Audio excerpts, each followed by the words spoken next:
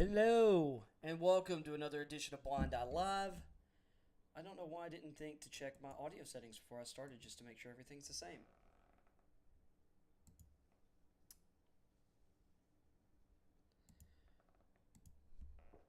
I hope everybody's having a fantastic Friday. We're gonna talk some NFL Combine news and notes today. Oh boy, what did I just do? That's not what I wanted. I'll tell you what. Eventually I'll figure this out. Eventually I'll figure out what I'm doing. There we go. Yep, everything's looking good for once. So, hope everybody's having like I said, fantastic start to their Friday. We have a crazy fast edge class this year. And I'm going to be getting into that in a bit once I've got the stuff pulled up for that. Let's see here.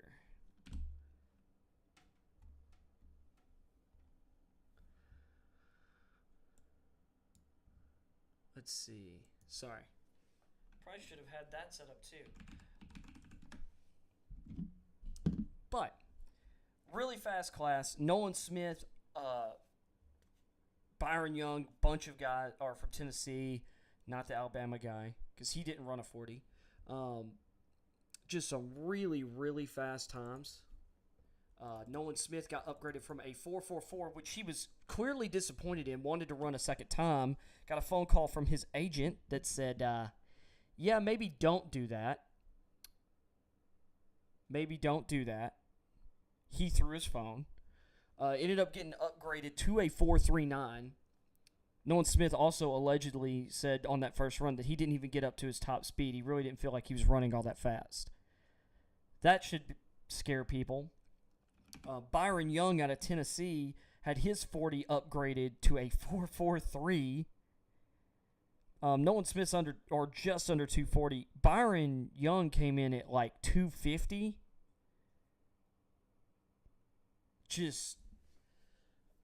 I tell you what, man, it is ridiculous. Like, our top edge rushing prospects are regularly seemingly as fast or faster than our top running backs of late, it feels like.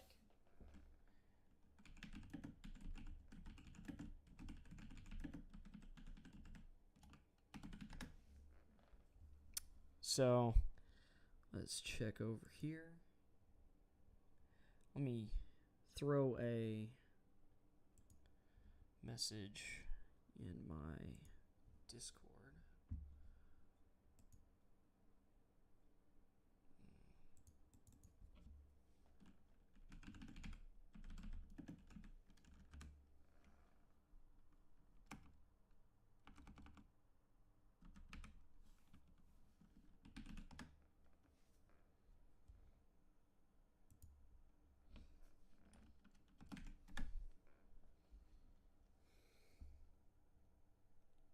I didn't put...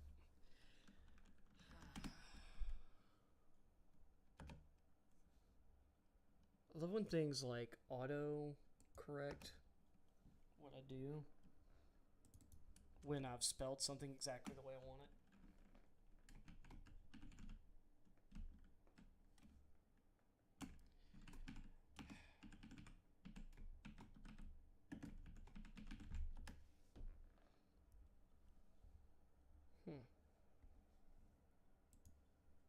Okay.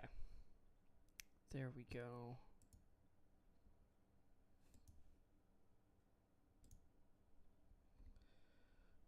And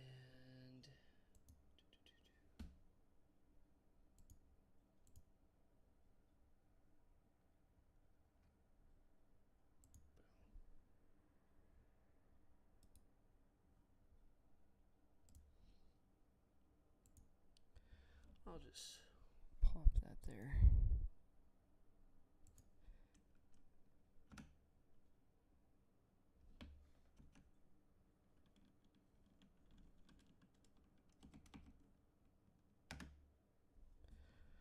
Okay. That's fixed, I think.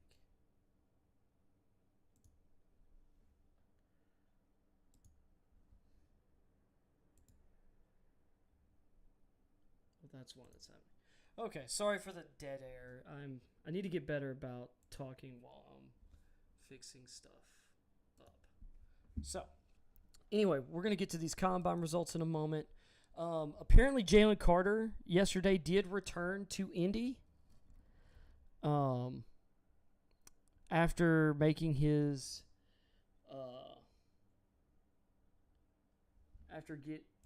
his arrest. After turning himself in, wanted on those arrest charges we talked about yesterday. But he's allegedly back in Indy, which probably means, I doubt that means he's going to do a workout. That probably just means he's back to do interviews, which are going to be extremely important for him this year. Let's see. Seeing as I've got this up, let's minimize me. There you go. So, we have, you know what, maybe, let me move this, see if,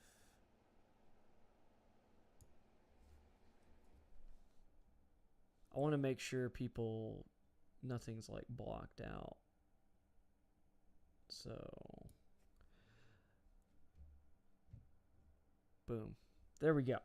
So now y'all can see my face and see what I am reading. So, Nolan Smith, like I said, 4.3940. Got a 4.43 for Byron Young out of Tennessee, which repping that. Byron Young, I thought he was going to be explosive. Did not see a 4.4340 coming from him. Robert Beal Jr. out of Georgia, also 4.48. DJ Johnson out of Oregon, 4.49. Like, some real explosive speed out of this edge group. Northwestern, this was the big one.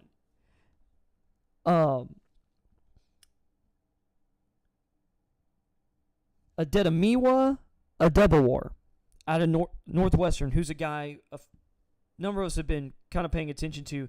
Anyone who watched their defense, he really kind of he's kind of showed up on tape like, we need to be paying attention. At 6'2", 282, with nearly 34-inch arms, 10.5-inch hands, this man runs a 4.4940. It was insane live when it was 4.54. Upgraded to a 4.49. 161 10-yard split. 37.5-inch vert and a 10.5 broad jump at 282. He obliterated the combine record for a player over 280. The previous record in the 40 was Aaron Donald, who had a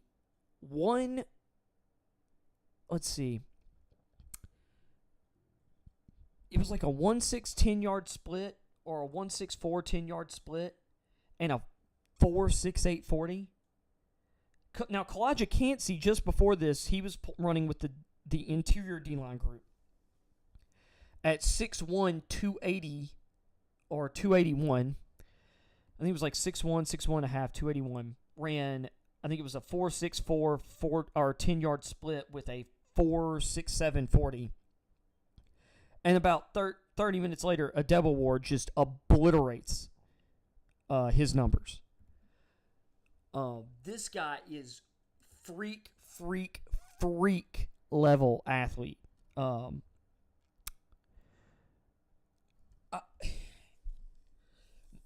I guarantee you a majority of the running back group doesn't run faster than that guy. And I really like this year's running back group. But there's going to be a bunch of these running backs who are like 205 pounds, 210, maybe not even 205. They might be just 200 flat, who are going to run as fast or slower than this 282-pound monster. Whoops. Close that. I'm blown away Just, I keep clicking the wrong thing as I'm bouncing around here. Okay, there we go. Back. All right, DJ Johnson at Oregon. This one's interesting. I haven't gotten around to looking at his tape yet. Oregon's defense was very improved last year after they hired Georgia's defensive coordinator, Dan Lanning, to be their head coach. 6'4", 260, redshirt senior.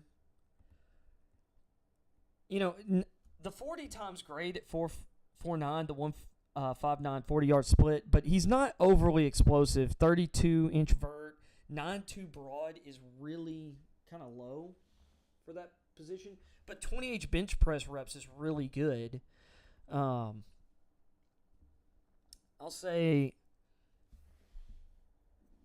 he's an interesting day 3 prospect,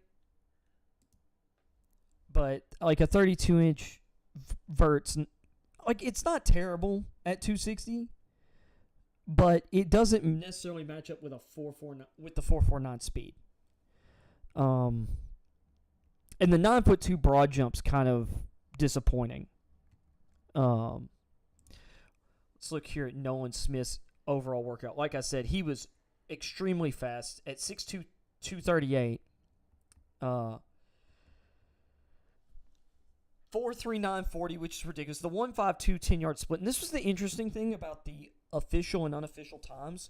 So it seemed like a number of these guys got faster on their unofficial times in the 40, but their 10-yard splits weren't changing. So he ended up moving from a 4.44 to a 4.39, but his 10-yard split was the same, which, is possible, whatever. But the 41.5-inch vert is just as crazy, and a 10'8" broad jump is excellent. So Smith nailed the workout. Not a lot of three cones. This has been a thing that's been showing up in recent combines, the way they've got the drills or the jumps and runs. I want to say for the edges, they started off with their jumps, then they went to the 40, then they went to on-field drills, and then they had the 3-cone 20-yard shuttle.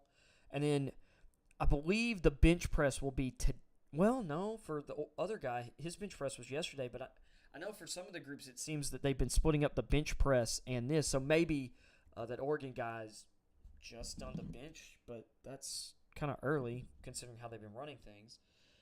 So I'm not totally sure there.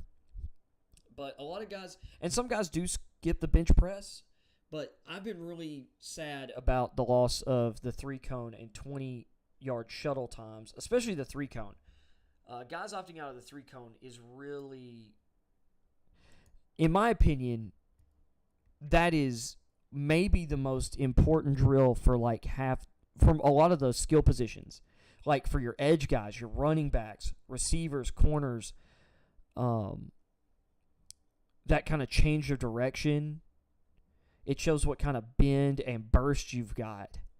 And a lot of guys have been opting out because of how they've had the 3-cone at the very end. So that's kind of a bummer that Nolan Smith, we're not getting to see that kind of explosiveness. Then you've got, like I said, Byron Young, 4.43 at 250. 6'2", 250. And he also had great jumps, 4.43 with a 1.62 10-yard split. 1.62 is that elite number for edge rushers. You get 1.62 above your elite, which is what makes the 1.52 from Nolan Smith so scary.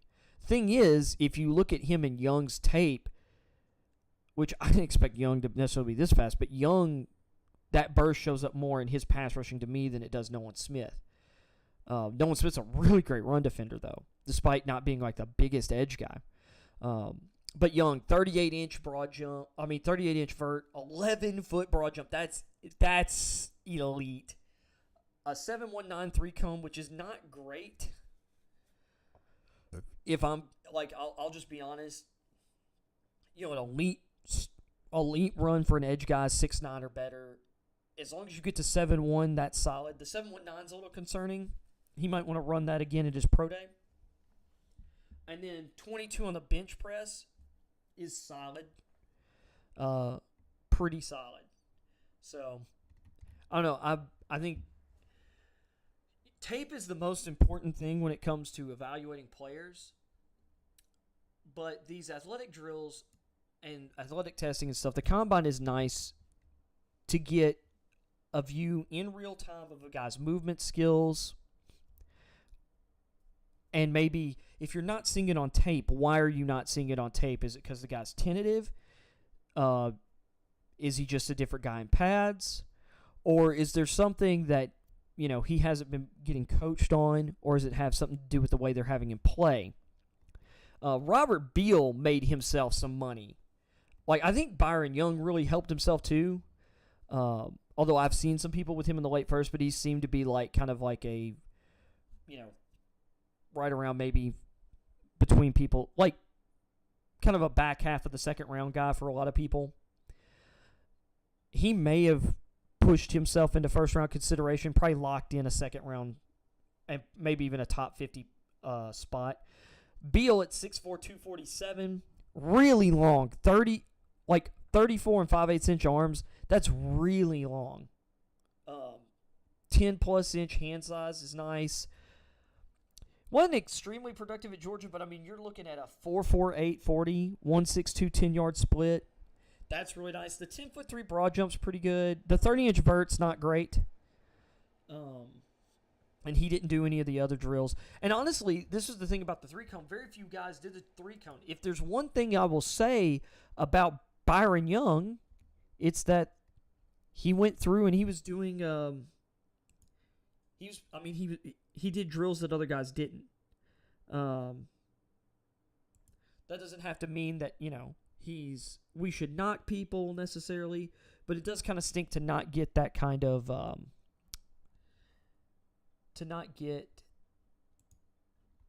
guess that data point. And I hate to necessarily look at it as I really wish we got those data points. I don't want to knock guys' competitiveness necessarily, but it was kind of one of the things last year with Kayvon Thibodeau.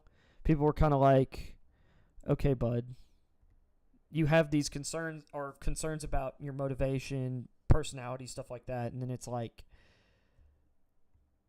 you skew into them. But once again, looking back again at a Devil War, I'm still I can't believe a guy 282 ran a 4.49 with a 161 10-yard, 37.5-inch vert, 10.5 broad jump. Which, once again, to put that in perspective for Beal, who's 247, 2 inches shorter in the broad jump, 7.5 inches less in the vert than this guy who's 282. And Beal's also taller. I think it was 2 inches taller, 2.25 inches taller as well, carrying that weight. Johnson from Oregon, 6'4", 260, had a 32-inch vert, a 9-foot 2-inch broad jump, and similar speed scores. That's just wild. Oh, wait. Did I miss a Devil War? What was a Devil War's big? I thought I saw a bench press. Yeah. 27 reps on the bench for a Devil War. And we'll probably come back and look at it because maybe these guys are doing their bench this morning. Let's see.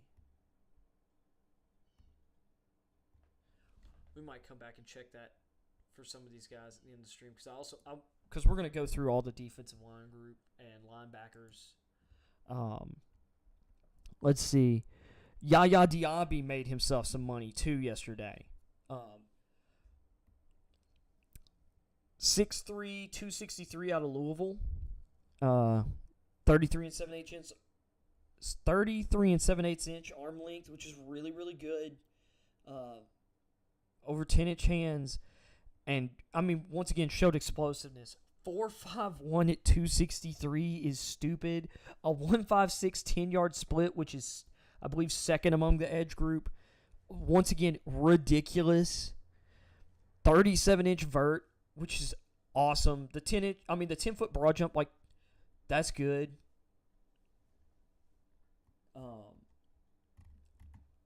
I mean, seeing guys this big moving like this is just insane. Like, this is an explosive edge group. Derek Hall out of Auburn, who worked out with the linebacker group. It's kind of interesting. Some of these guys like Smith, Isaiah Land, because of his size, and even Byron Young, some of these guys working with the defensive ends, and then you've got like Hall and Anderson, and there are a couple other guys working out with like the linebackers. But Hall 6'3", 254, 34.5-inch arm length, which is elite arm length for a 6'3" prospect. 10-inch hands. Really like these numbers. A 4.55 40 is really good. The 1.59, 1.59 10-yard split. Once again, looking elite like above elite territory. 33.5-inch vertical. You know, pretty good. 10-foot 7-inch broad jump is great. But that kind of explosiveness, not a shock to me from Derek Hall. This edge group is really interesting because there's so many of these guys you can rank or who really seem to be clustering together in terms of like athleticism. You know, they have different body types. Like depending on what scheme you're in, different teams are going to have guys maybe significantly higher or lower on their boards. But if you had them in a tier list, they'd be the same tier. Let's see here. Kansas's Lonnie Phelps. He's a guy who I need to get or need to watch some tape on. I haven't gotten to him either.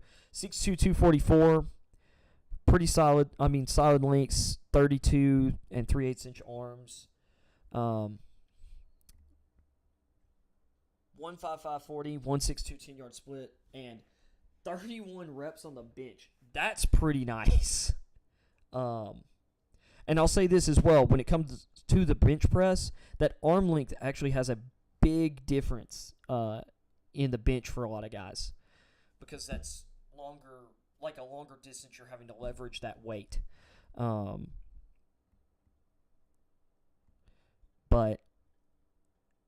4.55, 1.62, 31, like that's nice. Didn't do any of the jumps or the 3 cones, so that's kind of interesting. But not a bad day for him. I'm sure that's going to have some scouts going back to his tape. Isaiah Foskey looked great, too. 6'5", 264 with 34-inch arms. Ran a 4.58 40 with a 1.66 10-yard split. 34-inch vert at 264 is really good. 10'5" broad jump. He ran the 3 cones, 7.28. Not incredible, but it's not terrible. And one thing I like about Foskey, he did everything. 4.41 20-yard shuttle, that's pretty dang good. And 22 reps in the bench. Once again, kind of longer arms and a longer torso. The way he's rocked up, I would have expected a little more than that, but 22's solid. Foskey, to me, confirmed everything really that we saw on tape. Athleticism-wise, I mean, Foskey's a beast. Dude, there's so many edge guys. I don't know how they're all going to get drafted where they deserve to get drafted, to be honest. Then you got Lucas Van Ness, 6'5", 272, 34-inch arm length, 11-inch hands. Those are huge. He's got catcher's mitts for hands. He had a really good workout. 4.58 in the 40s, ridiculous. A 1.64 10-yard split for a guy who's 272's nuts. 31-inch vert's fine. 9-foot 10-inch broad jump. Like once you're getting over 265, 270, like as long as if you're getting close to 10 feet, that's pretty good. Although I mean, last year, what was it? Jordan Davis had like that 10-foot 3-inch broad jump at 350 pounds or whatever, like that was just, or 340, that was just nuts. Like, but here's the thing, Lucas Van Ness, 7.02 3 cone at 272 is really, really good. A 4.32 in the 20-yard shuttle, so that agility, think about it, he's the same height as Foskey. like similar length, but he's a little bit heavier, and his 3-cone time is almost 0.2 of a second faster. His 20-yard shuttle is 1/10 of a second faster.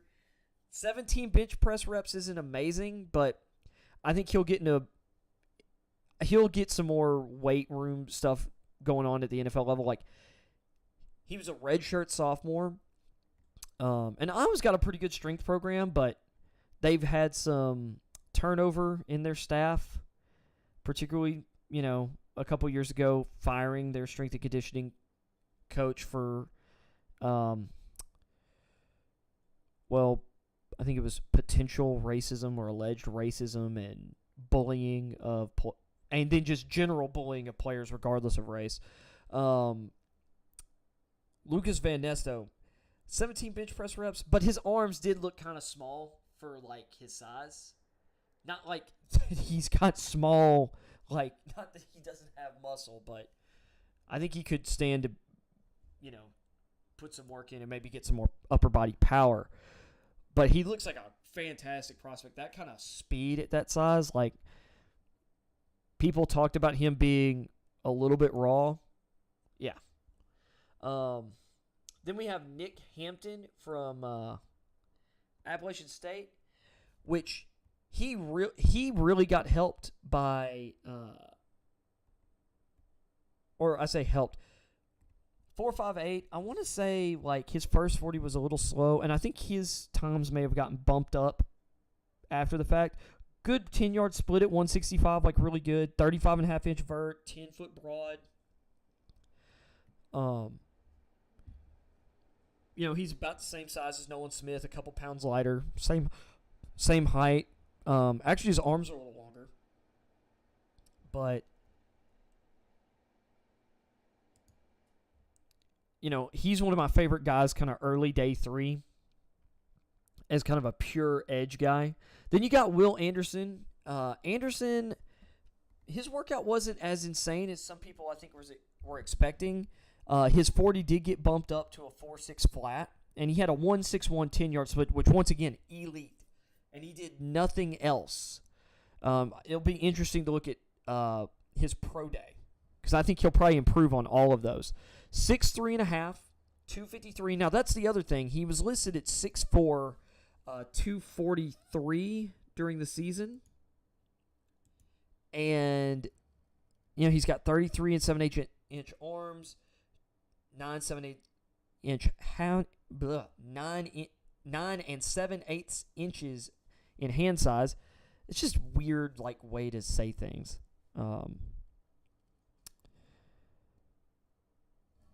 He's long, but him potentially putting on 10 pounds may have slowed him down a little. But I'll say this on tape: he's the fastest edge guy I think I've ever evaluated in terms of just the way he looks on tape.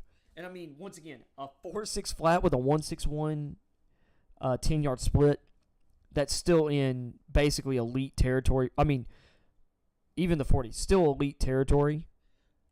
Isaiah Land got helped by the official, like, times, because he was not as fast as his initial runs were not as fast as I thought.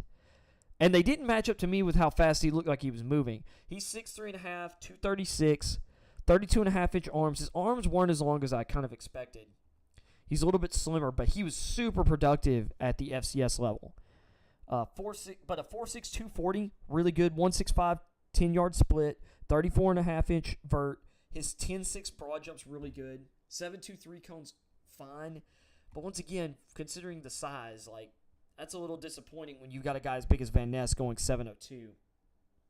And then the 4.56 20-yard shuttle, it makes me just wonder, like, was he really giving it his all? And once again, I think these are being, because they're at the end of the workout, I think maybe these times are being affected a bit.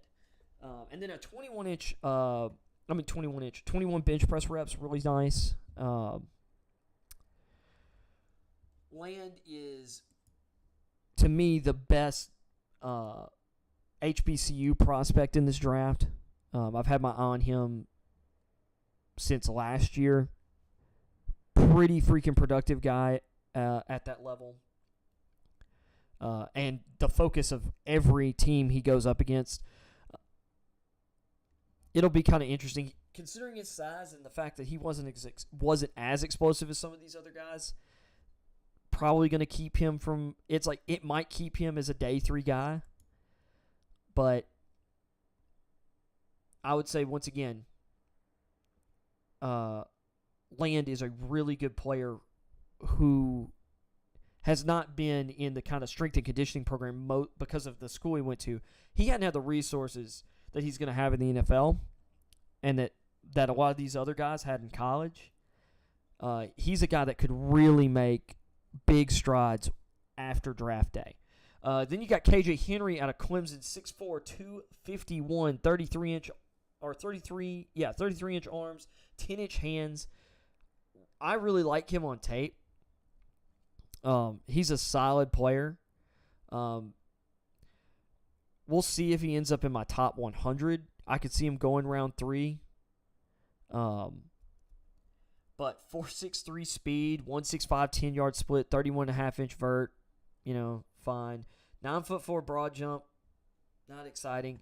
But he's a really good run defender when he's not dealing with a read option and over-committing to the running back when it's his job to play contain. And that's a small knock. He got better at, he was kind of rough in that area early in the season. He did better as the season wore on this year, which, you're talking about a senior here. What does NCR senior mean? Is that like the 6th year? Or is that a non-COVID redshirt senior? Man, I've never seen the NCR designation before. So that'll be something to look up here. And he's one of the older prospects here, but he was highly recruited. I think he's a really high floor player. My comp for Perry actually is Clelin Ferrell, and don't take that as a knock. Clelin Ferrell is a solid football player. He just shouldn't have been drafted 4th overall. Let's see. We got Nick Herbig out of Wisconsin. He was another guy I was interested in watching. 6'2", 240, 31.25-inch arms.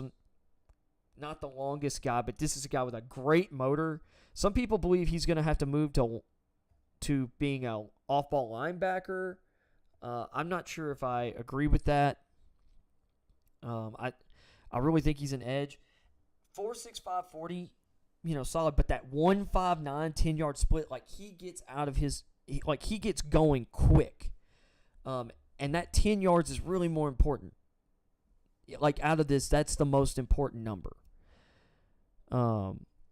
Because really these guys your edge guys aren't really running 20, 30, 40 yards typically. It does show a little bit maybe of how maybe they can chase a play down, but even then that 10-yard split's what really matters. And then 25 on the bench at 240 is really good. I like Herbig. I think he's probably going to be a 3rd, 4th round guy.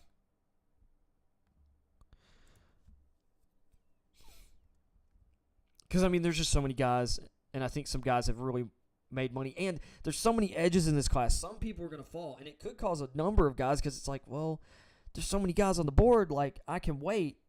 And then they just start stacking up. There's going to be multiple stretches of just, runs on edge rushers in this draft. Then we got Mississippi State's Tyrus Wheat, 6'2", 263. And he worked out with the linebackers. Just under 33-inch arms, 9-inch hands. 4.65 40 is really good. Once again, a 1.59 10-yard split. I'd be interested to kind of see. I really think some of those guys with faster 40 times at the top probably had faster 10-yard splits than 1.62s and 1.61s, but those have not been changed with the official times. 28.5-inch vert's not great.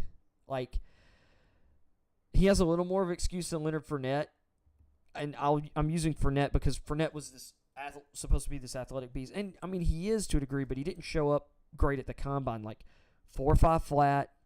I think he came in at 240 or something like that, and then had like a 28 or 28 and a half inch vert. Disappointing broad jump. 9'5", like it's not bad. 4.54 20-yard shuttle. I mean, really, the 40 and the 10-yard split's really what pops here. I mean, he was on a really good defense at Mississippi State, but you're looking at a day 3 guy, like solidly, like probably mid to late day 3. Let's see here. I don't know if I want to go through everyone, but there are just so many freaks, and there were certain guys I wanted to get to, notable guys. Then you got, okay, I did read that right yesterday. Tavius Robinson out of Ole Miss. Big, like really long guy, 6'6", 257, 33 3/4 inch arms, 4'6", 640, and he looked fast for his size. 163 10-yard split, 33 and a half inch vert, 10-foot broad jump. The 4.62 20-yard shuttle, not amazing, but 23 reps on the bench press. I think he made himself some money yesterday. He's from Canada originally.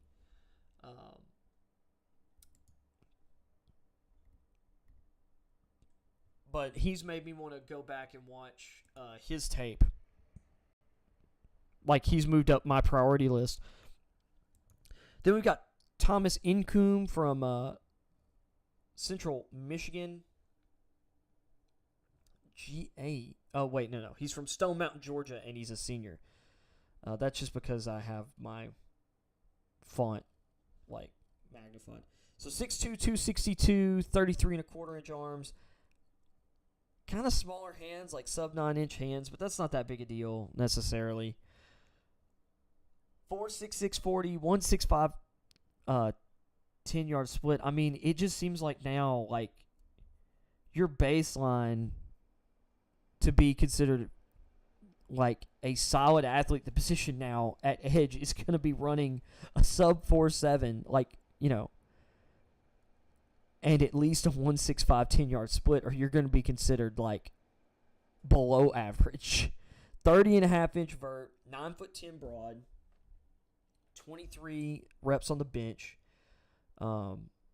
He's interesting. Once again, another guy that I haven't gotten to yet because I've tend to run through my Power 5 guys first, or guys who are just highly rated first. Well, and especially like a lot of the guys I get to first, it's guys who have there are multiple guys on that defense who are getting drafted who I can evaluate at once, like Clemson's defensive line. You know, I was watching Murphy, like they had 4 guys from their front 7. Murphy, Henry, which Murphy chose not to work out yesterday. Just decided he wasn't going to do anything the day of, which maybe that means there's a soft tissue injury, or they decided they wanted to wait for his pro day, but that was kind of odd. And was very interesting considering it seemed like there were a bunch of people who were hyping up his athleticism beforehand. Matt Miller of ESPN in particular, talking about how he thought he was going to have a Trayvon Walker-esque workout. So that ended up not happening for him. So, but anyway, let's make sure I get this one right. So this is Rice edge rusher Akina Inachukwu, or Inachukwu. Could be Chuk or Chuck. I need to look it up. He's from Kansas City, Missouri. He was a redshirt senior, so at least a fifth-year senior. 6'4", 264, really good size. 33 and 5/8 inch arm length, really nice length. And he had a good workout. Like a 4.7 flat, 1.66 10-yard, 31 and a half inch vert, like 10-foot broad. Like all these numbers, you know, for a guy like this, guy's got solid athleticism. Let's see. This was a guy that I think kind of underwhelmed based on what some people were expecting. Jose Ramirez out of Eastern Michigan. I've heard a lot of buzz about him. 6'2", 242. Fifth-year senior, 32 and 3/4 inch arms. So he's not like a really big guy. Now the 10-yard split, 163, really good. 4.73 is not bad, but you're a bit of an undersized edge. So with some of the speed of some of these other guys, 4.73 is not what we were expecting. 34.5-inch vert's pretty good. The 9-foot 10-inch broad jump, that's solid. But the one thing he did that he nailed here, 4.3 in the 20-yard shuttle, and then a 4.953 cone, which I think is the top out of everybody we've seen so far. That's the top 3 cone for sure. Only one below 7 seconds. And then 21 reps on the bench is not bad. But his short area quickness is good. The 163 10-yard split, you're right on the cusp of elite. 3-cone drill, you're right on the cusp of elite. 20-yard shuttle, right on the cusp of elite. Sorry, my cat's doing something back there, and it's scurrying me. Trying to make sure he does not start messing with wires on my electric drum kit. He usually doesn't tear stuff up. Okay. Now we got O'Shawn Mathis out of Nebraska, 6'5", 250-pound rusher, 35 and a 1/4 inch arms, 10 and 3/4 inch hand size, like big, long guy. He's got a really great frame. 4.74 40 is not bad. The 164 10-yard split, that's nice. The 33.5-inch vert, 9'10" in the broad. Considering he's 3 inches taller than Ramirez and only 8 pounds heavier, the fact that he had the same broad jumps kind of, 4.38 20-yard shuttle, not bad. 21 reps in the broad jump, But love this length from this guy. And with his frame, he might be able to put on a little more weight too. So that could be interesting. Mathis is a day 3 kind of project. Could be an interesting pickup for someone.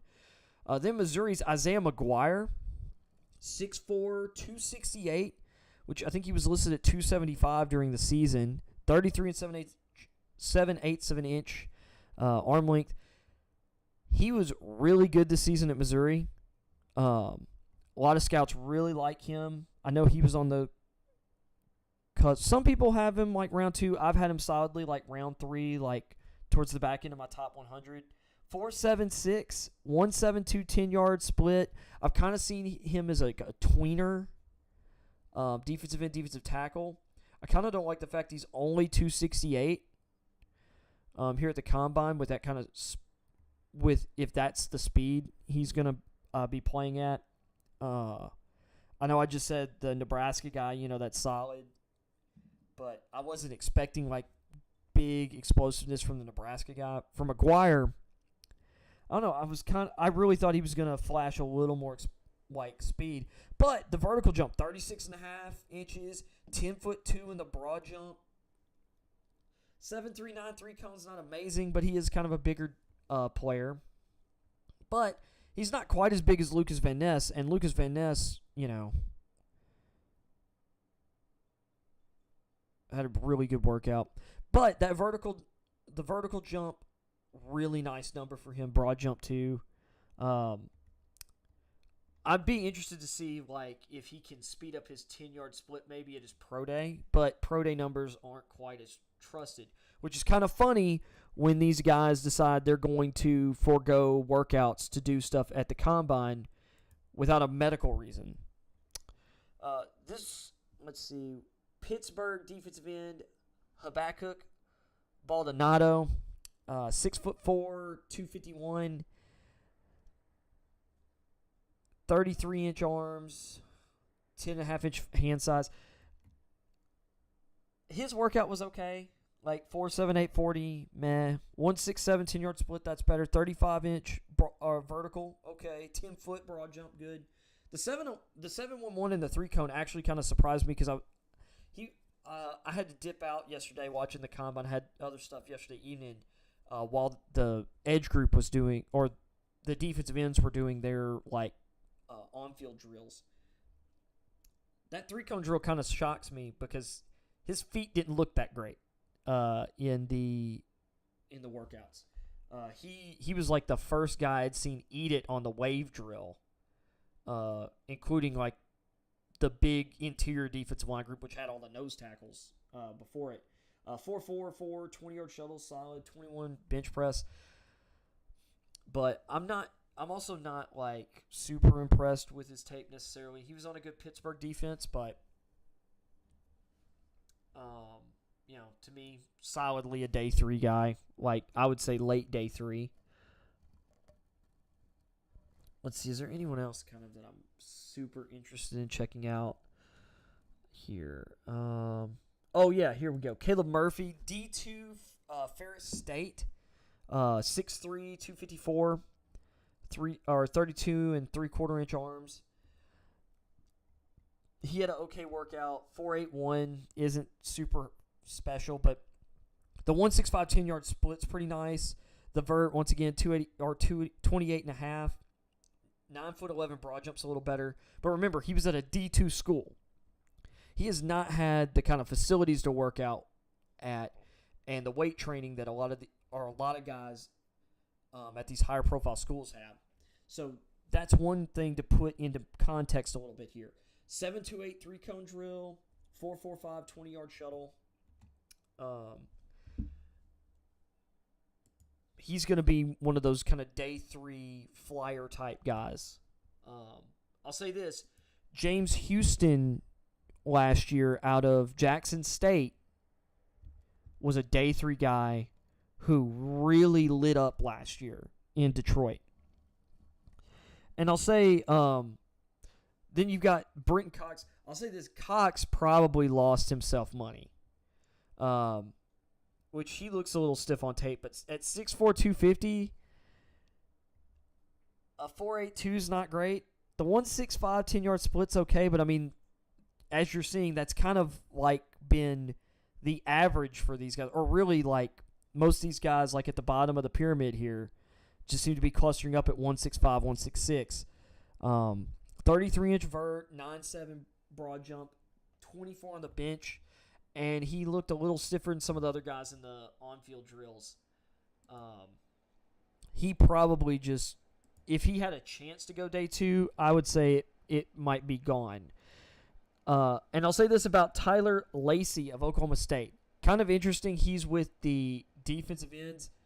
6'4", 279. He looked bigger than that yesterday. I thought he was bigger than that. But it's 6'4", 280, 5'11", 40 with a 172 10-yard split. 30-inch bench press is really, or the 30 bench press reps was really good. He didn't have a great workout. I mean, he was going to be a day 3 guy anyway, but he's kind of like a tweener and more of maybe a 3.5. I mean, a 3.4, like maybe a 5 technique. But he seems more like he's more of an interior guy. Mike Morris, I would say, might have, once again, a guy who may have lost money. And he's apparently shrunk down since the season ended. Because I know some places had him listed 285. I think I saw that he was listed at like 290. So he's 6'5", 275. And, man, he did not look good in on-field drills. I mean, he's a really good football player, though. His tape's pretty freaking good. They had him as a stand-up edge a lot. And what's really lucky for him is he got a really nice bump from the official times. Because unofficially, he ran like a 5.11 and then a 5.04. So 4.95, he gets down under 5 seconds. The 172 10-yard split's okay. But, I mean, his jumps aren't great. 28.5 inch, 9 foot 2 inches. And only 22 bench press reps. And it's not like he's super long either for 6'5". Like 33.5 inch arm length, that's good length, but only 22 reps on the bench. Like I walked away kind of disappointed from his workout. So he's gonna have to hope kind of like, or that, people really just weight that tape heavy. Let's see. Now, that was going by the 40-yard dash. Let's see if there's any – because there are some guys who didn't run the 40. Let's see. 10-yard split. Let's look at the vertical jumps. See if maybe there's some guys in here that we didn't see in the 40. Because there were guys who didn't. Like, Will McDonald ended up choosing not to run the 40, which was kind of a surprise to me. Now, he's 6'4", 239. Really long arms, almost 35-inch arms. Super productive in college. His jumps are really good. 36-inch vert, nice. 11-inch broad, great. That's all he did here.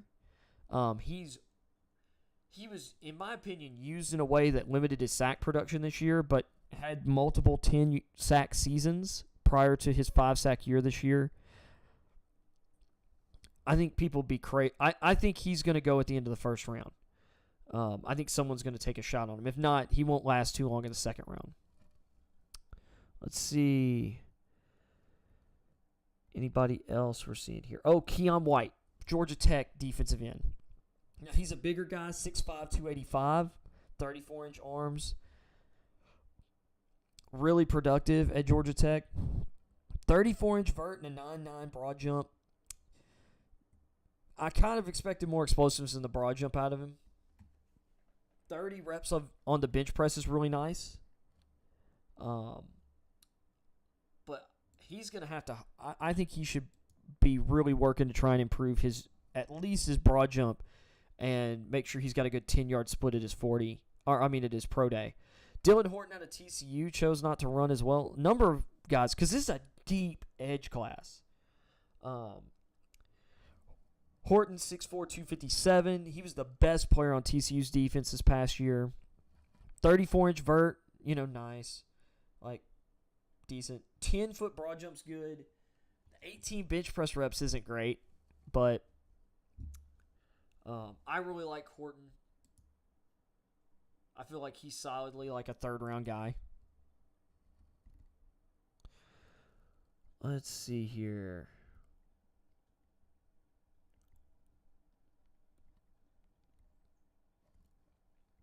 As we move on down here, talked about Derek Hall already.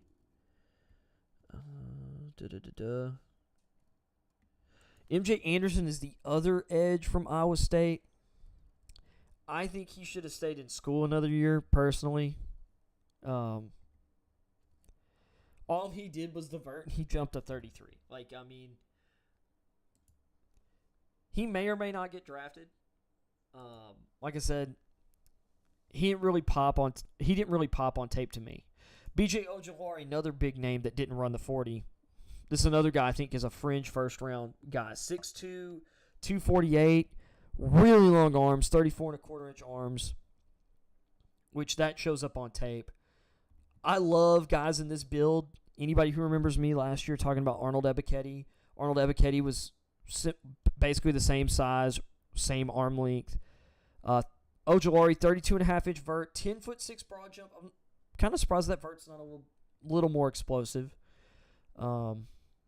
Wouldn't doubt that probably ends up better at his pro day, but big fan of Ojulari. Let's see. Oh, yep. Andre Carter of Army, who came in at 6'6.5", 256. Crazy long guy. Well, body-wise. His arm's not as long as his height, though. 33 3/8 inch, which still good length. But, when you're looking at a guy who's 6'6.5", you'd kind of expect him to have to have that, 34-plus inch, almost, or maybe even 35-inch arm length. And he doesn't. He was really productive in 2021.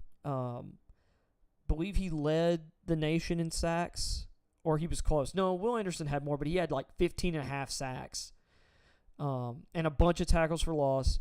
He was the focus of all game plans this year. I think he only had 3 sacks this year at Army. 30-inch vert, 9'1" broad jump, which are not amazing. That the broad jump's really disappointing.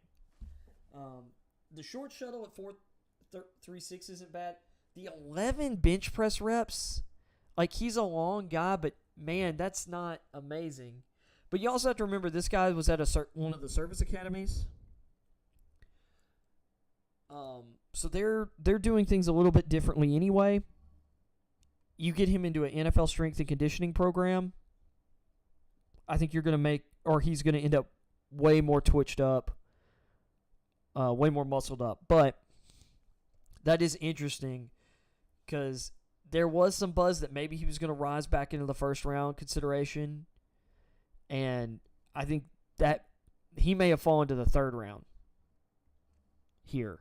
But that's hard to say. Like, I've seen guys disappoint and it not hurt, or disappoint a little bit and not hurt their stock. We got Louisiana's Andre Jones Jr., 6'4.5", 248. He was a guy I was kind of intrigued by to see what his athleticism was like. And, well, he didn't wow. 29-inch vert, 9'8" broad jump. So that kind of solidifies him like I expected as kind of a fringe guy. I mean, you're looking at a guy who his vertical jump was barely better than Mike Morris, who really disappointed but is way bigger. And then I'll say this, another big name, Tyree Wilson didn't work out, but that's because he's still recovering from a fractured foot, suffered in November. His camp was like, we probably should wait and make sure, or he's 100% before he works out. We don't think he's 100% yet, so we'll just have him work out at his pro day. Let's see if there's any other guys that we didn't see who maybe didn't do the vert but did the broad.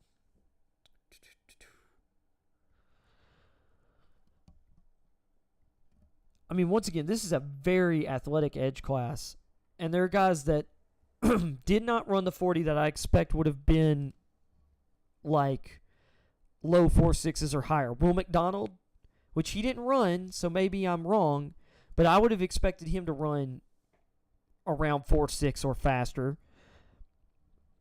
Like, I probably would have expected him in the 4.5s. BJ Ojolari would have been sub 4.7, I'm sure.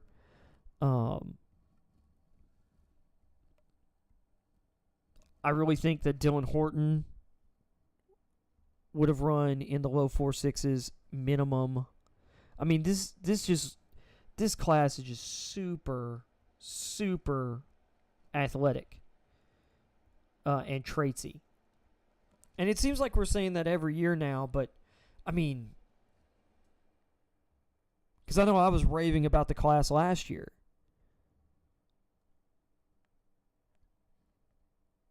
But, I mean, these guys really, I think as a whole, are more athletic. Slightly. I know that some people, including, I know Brett Coleman yesterday tweeted out that this was to him, this seems like the best edge class since 2011. Which, if I remember correctly, that was what? I'm trying to remember. Was Von Miller 2012 or 2011? Like, that was a heck of an edge class in 2011. All right, let's look at these defensive tackles. Kind of interior guys. Kalijah Cansey was stealing headlines early on, and it still is. This guy played at Pittsburgh, 6'1", 281. Sub 31-inch arms, which isn't ideal, but, whatever. There have been some Aaron Donald comps because he's similar size, he's athletic, yada, yada. All he did was the 40 and the yard dash, and he ran a 4.67 with a 1.64 10-yard split, which for a bit was the fastest, and it's still the fastest for a defensive tackle, but it was briefly the fastest for a player over 280 before Adebawar annihilated it. Which, once again, you look at the size here, 6'1", 281. Adebawar was 6'2", 282. Cansey's considered a freak athlete with a 4.67, 1.64. Adebawar is the same size basically and ran a 4.49. Like, what the heck, man? Like, that's terrifying. Terrifying. But Cansey basically solidified himself as a round one pick. Here's a big one, though. Jalen Redmond of Oklahoma might have made himself some money. Because he looked good in his runs. He's 6'2", 291 with 32 and 5/8 inch arms.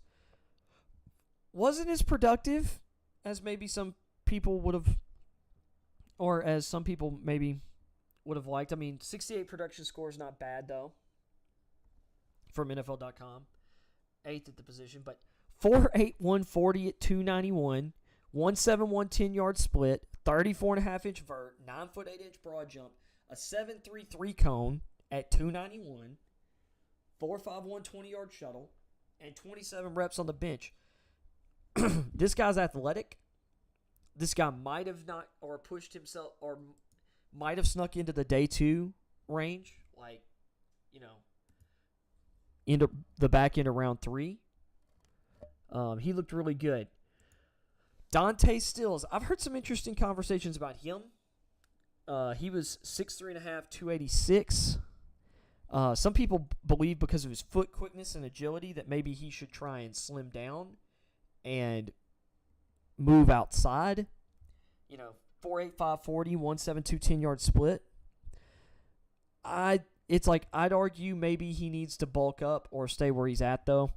28.5 inch vert, 9'5" broad, like not the most explosive times. 7.38 3-cone's pretty good. 4.61 20-yard shuttle's okay. I mean, honestly, for a guy who plays defensive tackle, that's actually, really good. 20 reps on the bench is a little disappointing. I'm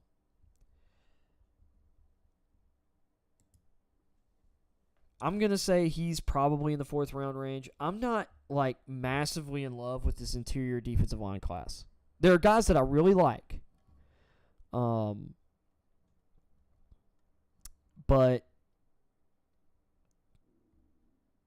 really, for me, the guys I really love in this class are mostly the nose tackle types. So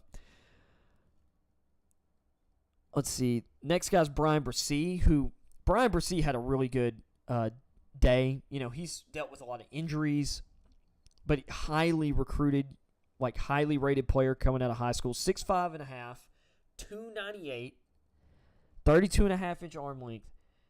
And he put on a bit of a show. I mean, 4.86 in the 40s, really nice. 171 10-yard split. That shows up on tape, by the way. It would have even shocked me, honestly, if he was faster than that. 29-inch verts, fine. 22 reps on the bench is good. He decided not to do the broad jump, which probably was a good idea. If maybe he was having some discomfort, or what did I just do? There we go. Because he's had some soft tissue injuries and stuff, if he decided, you know what, I'm going to take it easy, maybe we'll do that at the pro day, that's probably safe. But he put on a good workout. Javon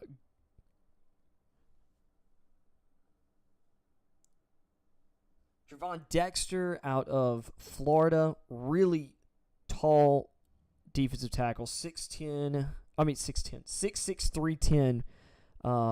Arm length's not super impressive, 32.25 inch arms, but, pretty solid. His 40 got upgraded to a 4.88, which for a guy at 6'6", 310, that's really impressive. 181 10-yard splits, pretty decent. 31-inch vert, pretty nice. 9'2" broad jumps, not crazy, but considering how long he is at that weight, not bad. 7.5 3-cone and 22 reps on the bench. I'd say you're going to see him go off the board rounds 4 or 5.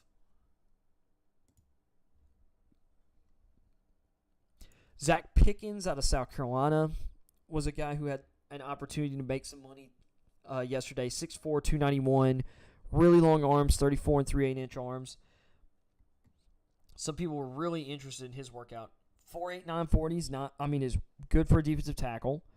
1.74 10-yard split's really good. 9 foot 8-inch broad, really, or good number. 30.5-inch vert, cool. 7.453 cone's not bad at 291, not at all.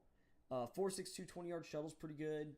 22 on the bench. Would have liked to seen a little more there, but he's got longer arms, so honestly, that's considering some of these other guys like Dexter just had the same number, and he's 20 pounds heavier, 2 inches taller, and has his arm length is 2.125 inches shorter, 2.125 inches shorter. Like, that's not a bad number for Pickens. Pickens is a pretty good athletic player. Let's see here. You got a Jomo from Texas. He had a pretty good workout. He's more of the 3 technique. They have one of the top nose tackles in the draft in Coburn, coming out of Texas as well. Long arms, 34.5-inch arms, big hands, 6'3", 292. 504, 177 10-yard split. The 33-inch vert's pretty nice. 9.4 broad jump. 29 reps on the bench. This is what I mean, though. This guy's arm length is longer than Pickens. And he just put up 7 bench press reps more. There's a lot of, and see, that's the thing for these interior guys. Seems like there's a lot of guys who are like jockeying for positions around like 3 through 5 here. Here's one of the more highly rated kind of 3-tech type guys. 6'4", 309. Keontae Benton out of Wisconsin. 33 and 7/8-inch arms. Fairly productive. 5:08 in the 40. Not bad. That's a solid time. Love the 179 10-yard split. The 9'3" broad jump, 29.5-inch vertical. That's, solid. Like, it's not concerning for a guy that size at all. To be honest, like, these guys getting up around 30-inch verts is kind of crazy to me. 7.343 cone's really good for his size. 4.65 20-yard shuttle and 25 reps on the bench.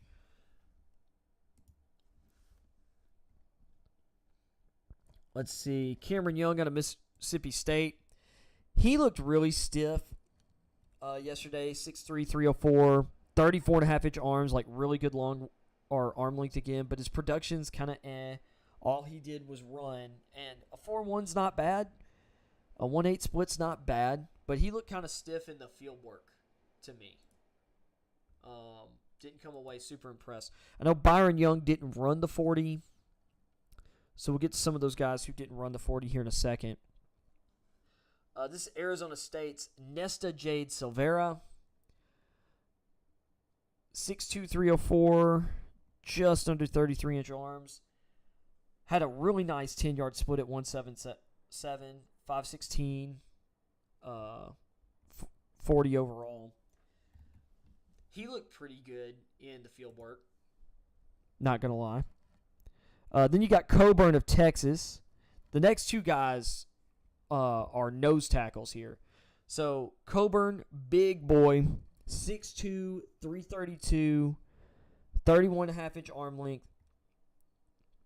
This guy's going to anchor in the middle, and you're not going to run there. You're going to have to run around.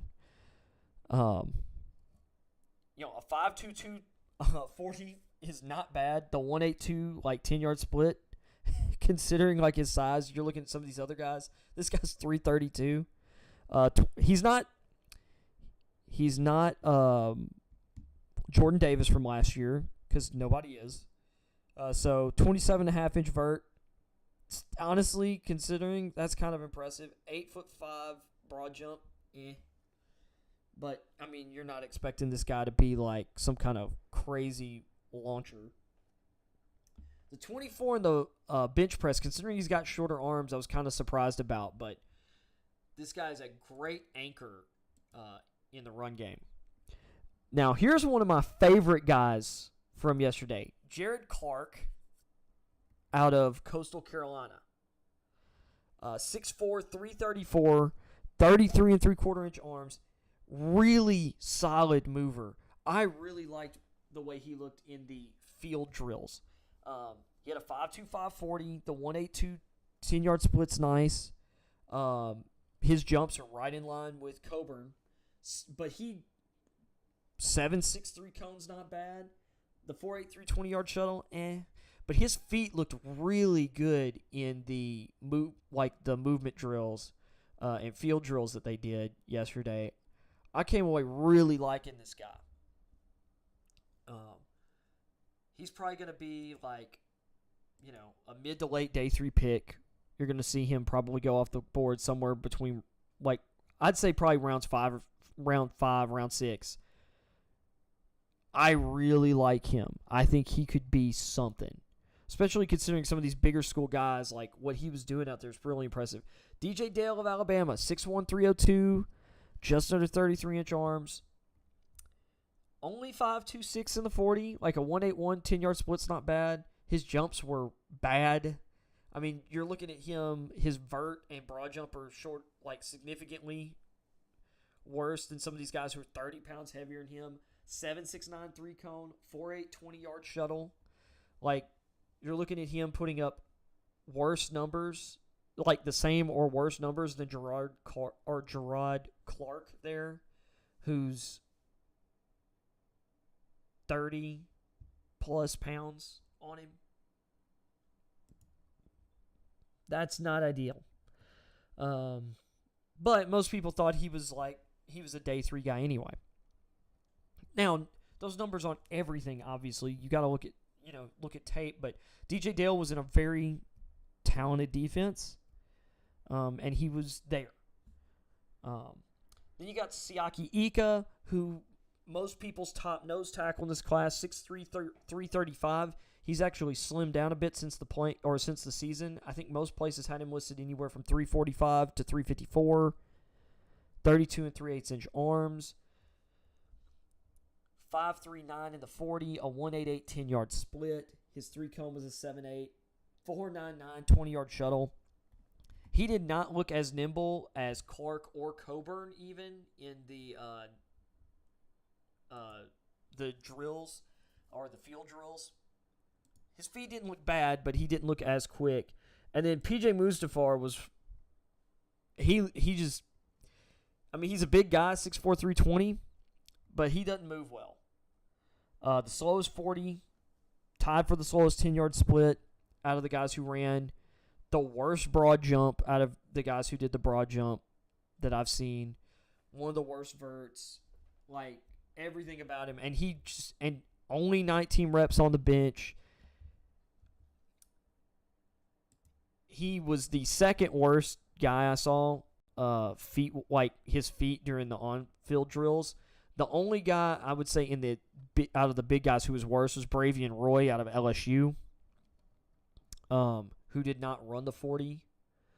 Let's see about these guys who did jumps and stuff but didn't run the 40. So looking at the vert, you've got Redmond, Ojorno.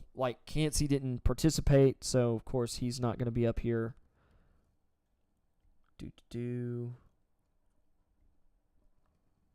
Yeah, here's Byron Young. I'm kind of shocked Byron Young's vert was only a 26. A 9-foot broad's good. I think Byron Young's gonna, which he's built kind of interestingly out of all these guys. He's 6'3", 294, and he's built like a rock. 34 and 3/8 inch arm length, 11-inch hands. He's built big in that way. 7.68 3-cone, 24 reps on the bench. He's going to do better than these jumps at his pro day, I would imagine. I really like him. I think the way Alabama ran their defense this year, and because of their edge talent, they had their interior guys play differently. They didn't let them attack in the way that they let Quinton Williams or Jonathan Allen attack. I really think Byron Young's a really good player. He's probably going to be a round 4 guy. But I do like him a bit. Or, I mean, he's one of my favorite interior guys in this class. So I like both the Byron Youngs, both the edge from Tennessee and the one from Alabama. Then we got the linebacker. So we're going to go back to the 40 here. Once again, this linebacker class, crazy athletic too. So Owen Popo, I remember there were some people throwing some buzz his way early in the season and coming into the year, and then he kind of fell down boards. He's smaller, 6 foot, 225, but 4.39 speed. He's going to be faster than most of the running backs in this draft probably. 1.52 10-yard split, 35.5-inch vert, 10.6 broad jump. The 29 reps on the bench is really impressive though. Because they're repping 225 on the bench. So basically, he repped himself 29 times. Note that Dexter, or was it Dexter? I think it was Dexter. Or one of the defensive tackles had like 29 reps. Who's like 80 pounds heavier than him. Trenton Simpson, he had a really good day. 6'2", 235. 4.4 340 with a 1.55 10-yard split. It's really nice. The 25 reps on the bench is nice, although to me he showed pop, like engaging blockers, but I didn't necessarily see a guy who was like strong like that.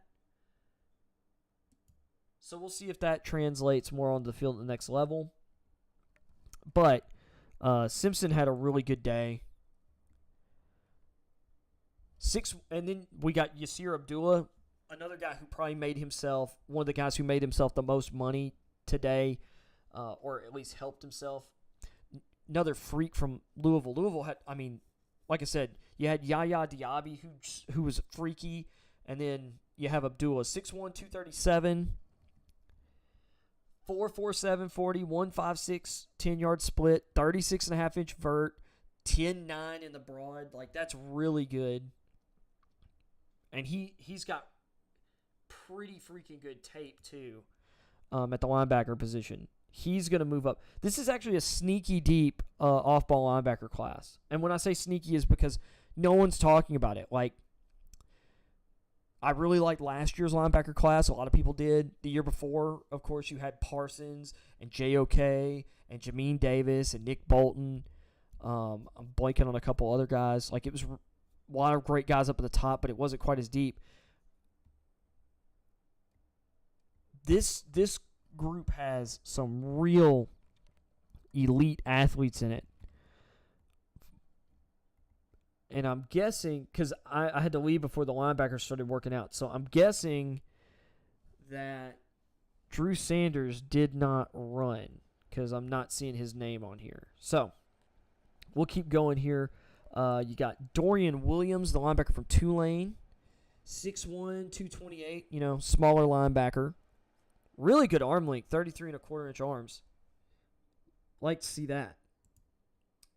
4.49 to the 40, 1.54 10-yard split, 33.5 vert, 10-foot broad jump. Those aren't bad numbers.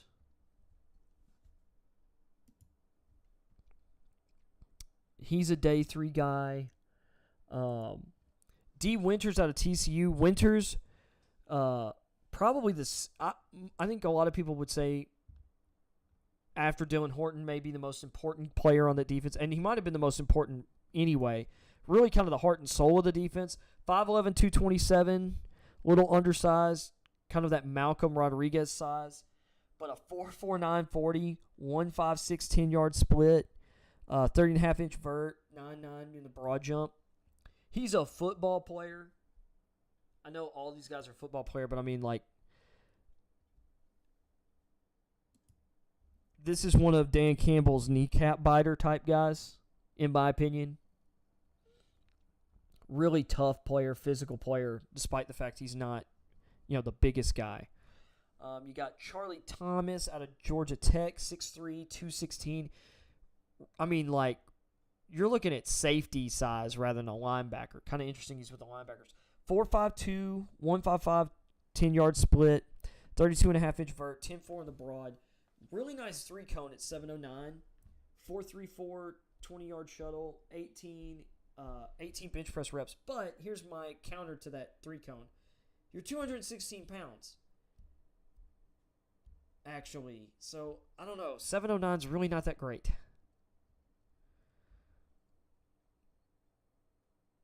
I mean, it's okay. But you see why he's a linebacker and not a safety.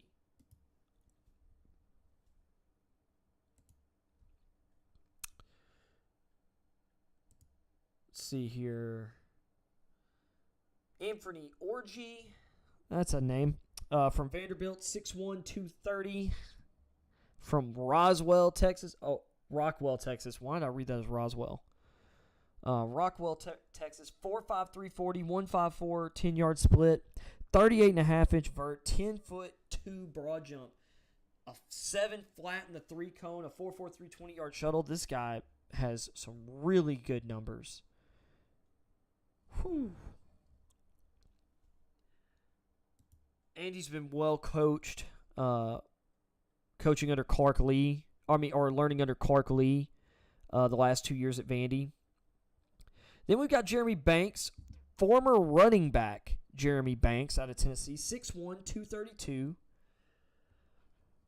Maybe an overly physical player, has some character concerns. 4.53 in the 40, 1.56 10-yard split. That's some really nice numbers. 37.5-inch vert, 10'7" in the broad, 7.2, 7.3 cone, and this guy did everything. 4.38 20-yard shuttle and 25 bench press reps. This is one thing. I'll say this about Banks. He's got some character concerns. He's had some instances at Tennessee. One really notable before the South Carolina game that was basically the catalyst for a really poor showing for Tennessee during an awesome season. Banks is hyper competitive. He is really competitive. And he's got really good tools. To me, it's like if you put him in, say, like a Detroit or a New England, that might be the best, like a best case scenario for him in terms of like coaching, accountability, culture, stuff like that. Shaka Hayward from Duke, 6'3", 255. Oh, 235. That was my blind spot screwing me up there. 34-inch arms, really long. 4.53, 1.54, 31 inches, 9'8" in the broad. 7.323 cone, 4.4 20-yard shuttle, 22 on the bench. These are good numbers. Man, it just feels like everybody's getting faster. Like the average speed at these positions is just getting freaky, man. To the point, like these guys are so freaky that I'm actually kind of disappointed by Daiyan Henley's showing. 6'1", 225, so he's a little bit smaller than we thought, but 33-inch arms. 4.5, 4.40. I thought he was going to run faster than that. Like, there was even some hype that he might run sub 4.4, but everybody was kind of expecting him low to mid 4.4s. 1.55, 10-yard split, 35-inch vertical, which is good. 10'5" broad jump, which is good. But he did seem a little stiff, and him not running the 3-cone drill kind of makes me raise my eyes or raise an eyebrow. But I thought Henley was going to be further up this list. Let's see. DeMarvion Overshown of Texas. This guy's a tough sucker. 6'3", 229. A little lighter than I expected considering his height. 4.5, 640, 10-yard split of 159. Didn't do the vert, but had a 10'4" broad jump. 15 reps on the bench. That's not amazing, but the guy looks tough and strong on tape, so whatevs. Now here's one. Henry To'oTo'o, 6'1", 227. So not the biggest linebacker. Pretty solid length, 32 and 3/4 inch arms. 4'6", 240. 157 10-yard split, 32-inch vert, 9 foot 8-inch broad jump, and a 4.4 20-yard shuttle. A little shocked he didn't do the 3-cone, but shows he's got pretty good, he's got pretty good speed, and he's got a quick mind. Quick feet. I mean, obviously we're looking at these 40 times. So there's a decent amount of guys who didn't run. So he's a little bit towards the bottom here, but he's ahead of some guys who are, pretty good athletes or were expected to be. 6'1.5", 246-pound Noah Sewell, Penei Sewell's younger brother, played linebacker at Oregon, 31 5/8 of an inch arm length. Didn't do the 3-cone to the 20-yard shuttle, not a shock. He's stiff on tape. Doesn't mean he's not a good linebacker, but he's not necessarily coverage fluid. 27 bench press reps, that doesn't shock me. 9'7" broad, 33-inch vert. Thought he'd be a little more explosive than that. Really nice 157 10-yard split. 4.6 440 is not bad.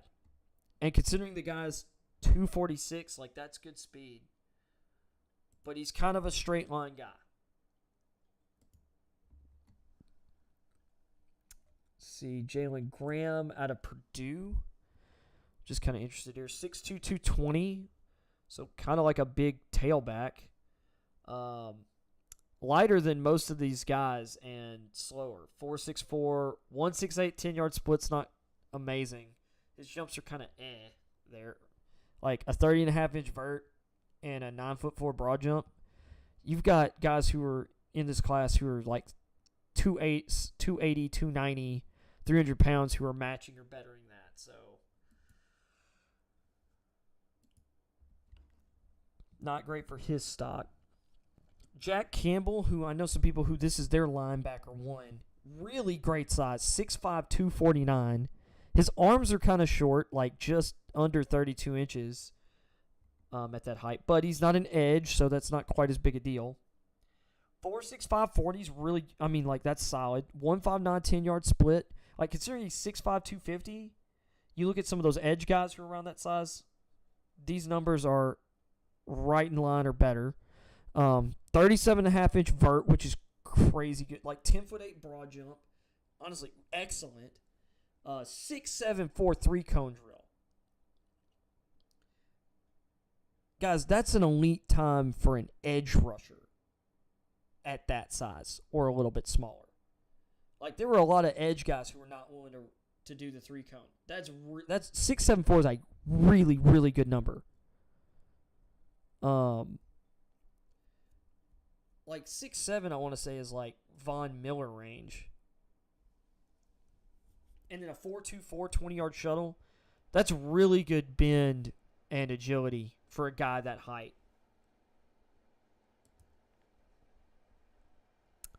But that's not a shock to me. Campbell's a really good mover. Then we got Cam Jones of Indiana from Memphis, Tennessee, which is not far from where I was born and raised. 6'1", 226. 4.6 940 is not bad, but when you're 226, it's not great. 162 10-yard split, 33-inch vert. 17 reps on the bench. Let's look at some of these jumps, see if there's some guys that didn't run. Let's go with the vertical. So Anthony Orji, like we said, 38.5-inch vert. That's excellent. Let's see. I'm wondering, did Drew Sanders just end up not working out? That's kind of disappointing because there's less guys that looks like they did the vertical than did the 40. What about the broad jump?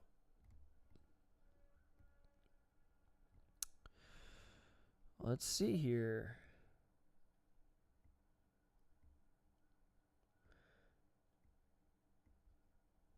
Man, I guess Sanders is going to wait for his pro day. That's kind of disappointing me because, like, man, he's like Sanders is an edge rusher who converted to linebacker at Arkansas.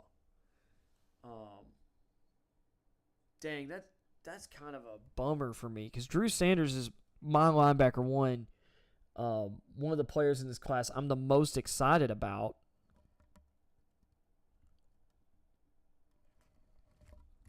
To not get anything on him is kind of, that's a big bummer for me.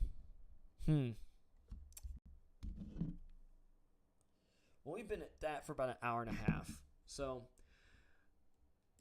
let's talk about some of the winners now that we've gone over some of these numbers. I know this isn't necessarily the most exciting thing I could be maybe talking about. Nope, that's not what I wanted to grab.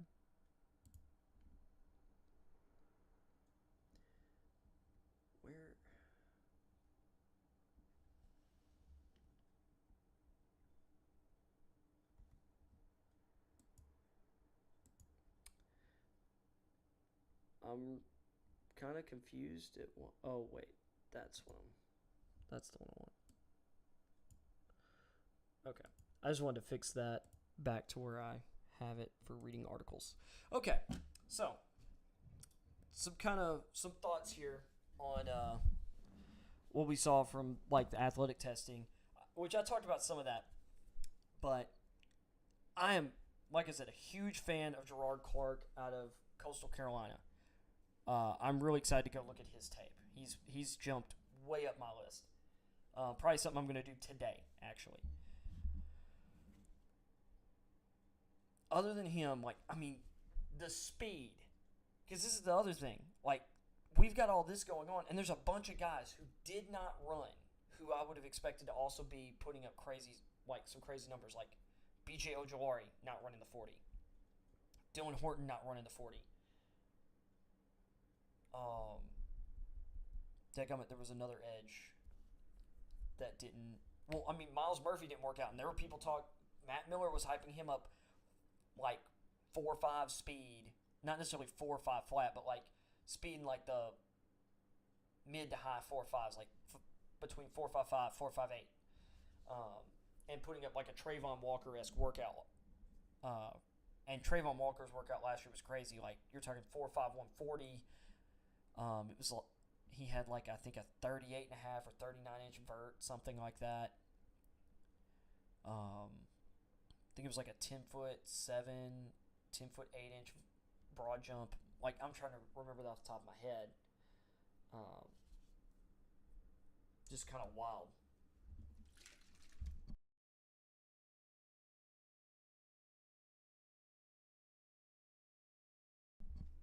This stream is not sponsored by Glitch Energy, which I'm drinking. But anyway, what was I saying? This linebacker class has some athletes in it. Drew Sanders not doing anything kind of gives me the sads. So I'm gonna have to pay attention to numbers from his pro day. Not loving the fact that people are not running the 3-cone because it is such an important drill.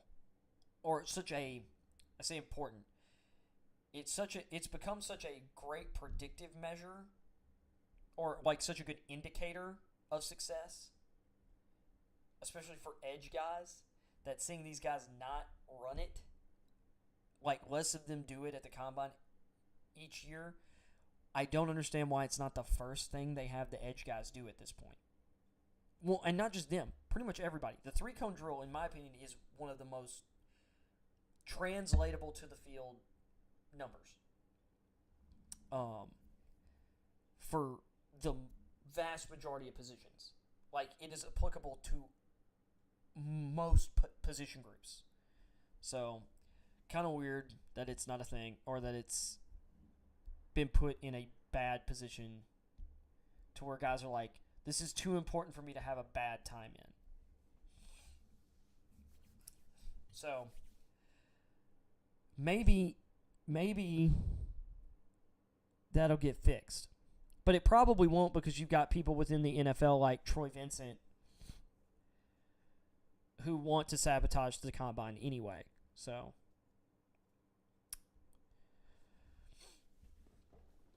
with that being said, Cansey made himself some money back. Well, like I saw Cansey jump on the board. I want to talk about this. Mel Kiper has this really bad thing that he does where he'll throw a guy up his draft board, and then he'll move him back down over like the subsequent like month or two. And then when he goes somewhere, he can say like, well, I really love this guy. You know, I was on him first, or I had him up here, but based on what I was hearing, I moved him down because I didn't want da-da-da-da. Like, he does this thing where, like, he throws guys' names up there because he wants to be like, you know, this is one of my guys, and then he eventually drops him back down or does whatever. And he did that with Cansey. Like, he jumped him from, like, 30th or not ranked to, like, 11th. And then with his latest big board, he was back down, like, in the 20s. And he jumped through Will McDonald of Iowa State up to 10 this time, when Will McDonald was, I believe, unranked. And I like Will McDonald a lot.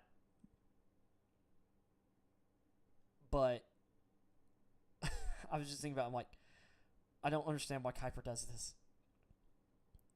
I just don't. And then, like, he had, in his latest mock draft, he had 4 tight ends. And maybe we'll go through that here in a second. But I just want to say, like, it bothers me when I see these guys get launched up draft boards all of a sudden and at weird times, because I'm like, I get it, you know, you're watching a lot of guys, but, like, to me, for guys who are draft guys, shouldn't you already be kind of, like, yeah, there are some guys who do jump and make big strides like a Jalen Hyatt this year. But for guys like Cansey or McDonald, who've been playing, who have tape, and have been pretty consistent, like with Will McDonald especially, like McDonald's a guy who had every bit the ability to come out last year and be as highly drafted as he probably will be this year, in my opinion. I don't know. Last year's edge group was super talented, but so is this year's.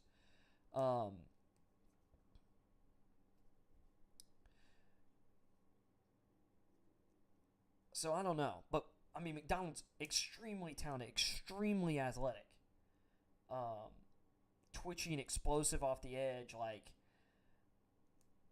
But it annoys me when I just see this guy get thrown up this high, and I'm like, out of nowhere, it's like, you knew who this guy was. Like, and I've heard you talk about him before. All of a sudden, now he's the 10th best player in this draft class? When you didn't even have him in your top 30?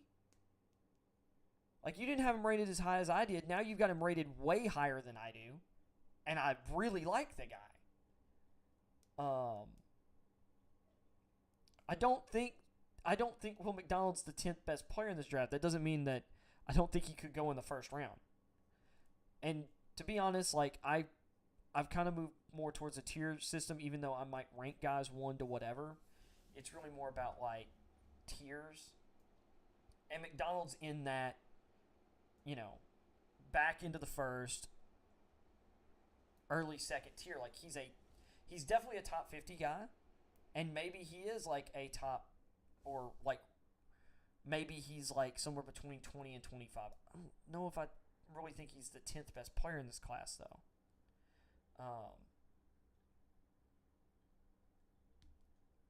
Like him, and it's been really hard with the edge rushers because it's like different teams prefer different flavors. And there's a lot of guys in the same range. That's one of the reasons tier systems are really nice. Like, how am I going to order, or especially doing mocks, like Byron Young, Nolan Smith, Will McDonald. Let me think of some other guys in that range. Derek Hall, who had a really great workout, made himself a lot of money. You know, Tyree Wilson, is basically pretty much consensus edge 2 right now, except for some people who still think Miles Murphy's, up there. I think Murphy's a little stiff. He doesn't have a lot of bend. That doesn't mean he can't be a really, really good player. I think he's a better prospect than Clelin Ferrell. But I do think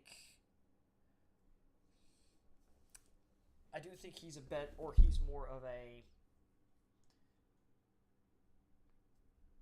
I do think Miles Murphy probably needs to play in more of a Michael Bennett type role. He's great at setting the edge in the run. He's really powerful. He's just not bendy, and I think he's a better rushing. He's a better interior rusher, and he'll be a better interior rusher at the next level. If I'm just being honest, so. But if I'm gonna say who are the 5, or let's put out 10 guys who just really, really upped their stock or gave themselves or put themselves on the map. Man, let's go back and watch these guys. Number 1 is Adebawar from Northwestern. That guy had the workout of it's going to be hard for any player from here on out to top the workout he had. That was bonkers because of his size. Nolan Smith probably just launched himself back into the first round. I know some people had not given up on that. I've not been the highest on Smith. He's a really good run defender. He plays bigger than his size in the run game. His athleticism just doesn't show up in his pass rushing. But that might be a product of Georgia's coaches. At this point, maybe that's a weakness in their coaching and development there. Is hand usage and helping guys develop pass rush moves, stuff like that. Kind of like how that was kind of been perceived as a thing at Alabama too. Is their edge rusher development has seemingly not helped their guys. The elite talents they get be the best. Although their interior defensive linemen have been pretty beastly. But Adebawar, Smith helped himself a lot. Byron Young helped himself a ton. 4.43, 1.6, 10-yard split at 250 with, 38-inch vert, 11-foot broad jump, and being one of the guys that actually ran the 3-cone, even if it was a little stiff. He shows good bend on tape, rushing the passer. Not the bendiest, he's not Will Anderson, agile, but the explosiveness and speed to power. Byron Young might have launched himself up into the first round because of between his tape and level of competition and pretty good production. My cat's talking at me.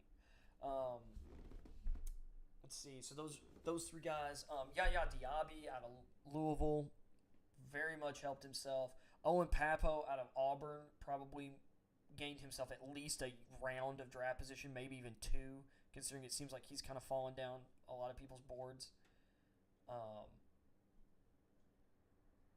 Let's just say a round and a half. He might have jumped up 40 spots.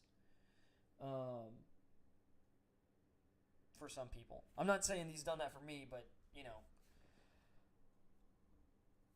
after watching the this kind or the draft cycle stuff for as many years as I have now, he's it's one of those times where it's I've seen where this guy was, where he is now, and what he just did.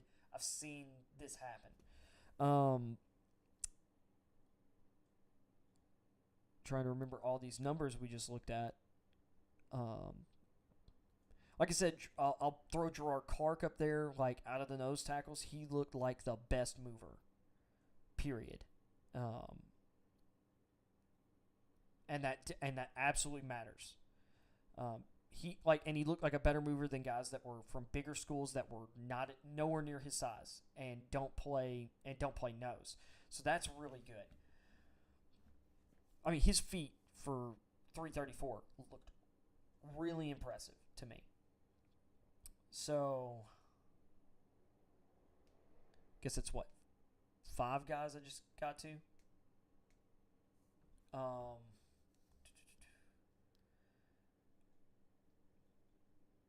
Will Anderson had a good day. Wasn't incredible, but had a good day. Like Jack Campbell, between his measurements and then that workout, Jack Campbell, definitely locked himself, I think, into the top 2 linebackers. For me, at least. Trenton Simpson helped himself. That's for sure. Because he'd been kind of skidding for some people.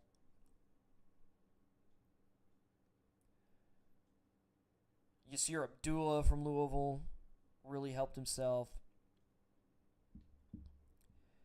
Of course, Kansi stole headlines. I think I've just named 10 guys, but I'm going to throw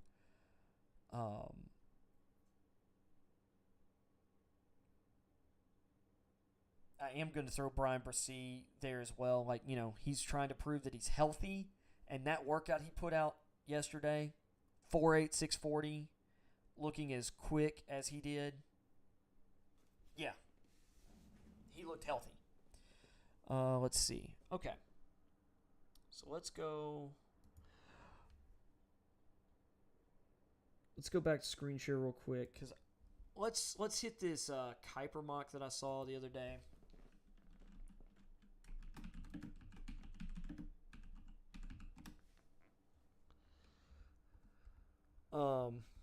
Plus, let's see. Why is that? Why is this latest mock draft not like? Oh, maybe that's it.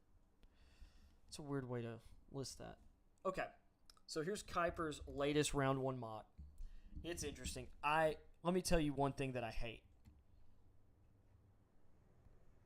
That has become a thing. And he used to be vehemently against this.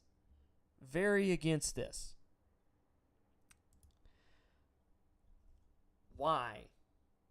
Why, oh why, are we mocking trades? You know what? Some people have been doing that, and that's fine.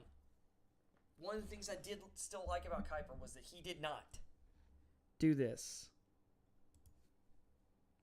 So, just to prove that this is Blind Eye Media and I am blind as a bat. Here's how close I sit to my TV. Okay, so he's got Houston trading up with Chicago. And I will say that seems like the goal of this mock draft is to do the best for Chicago. This also came out before the Jalen Carter stuff, which I think might complicate the value of trade downs and might hurt some of the leverage for teams trying to trade up too. Because of the Jalen Carter situation. I didn't talk about that Wednesday or didn't get into that part because I just felt kind of scummy because of the whole, I didn't want to just go about talking about that human situation and talking about the business aspects of it directly afterward. So this mock has, Kuiper has the Texans trading up. I'm not going to get into what they use because projecting that kind of stuff is a crapshoot anyway. But Bryce Young going number 1 to Houston in this scenario. Then he's got Chicago trading down to 4 with the Colts. So the Colts trade up and they get C.J. Stroud, which this is interesting because if you don't know, Kuiper has Will Levis as his number 1 quarterback. Wonder why you're not mocking them or mocking him at 1 or 2. So then the Cardinals, they stay put. They get Will Anderson at 3. Which has been a pretty chalk pick for a while.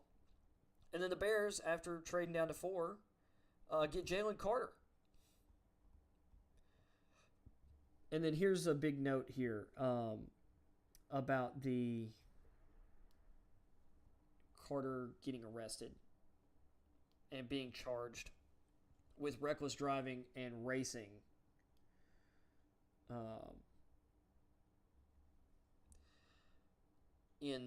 Involved with that incident or the wreck that killed that staffer and one of his teammates. So, then he's got Seattle and Carolina making a trade. Carolina trading up to Seattle's 5th pick, and Carolina taking Will Levis. Rip Carolina if that happens. I'm not a big Will Levis fan. I think people talk about or want to compare him to Josh Allen. Like I don't think he's Josh Allen. If there's a guy like that in this draft, it's Anthony Richardson. People are talking about Levis being this, having all this potential, and it's like he's one of the oldest quarterback prospects in this draft. Then Detroit at 6. Now this is what's interesting. Kuiper has Gonzalez going 6, and then Devon Witherspoon of Illinois going 7. He has Witherspoon as cornerback 1 and Gonzalez as cornerback 2. So that's just kind of weird.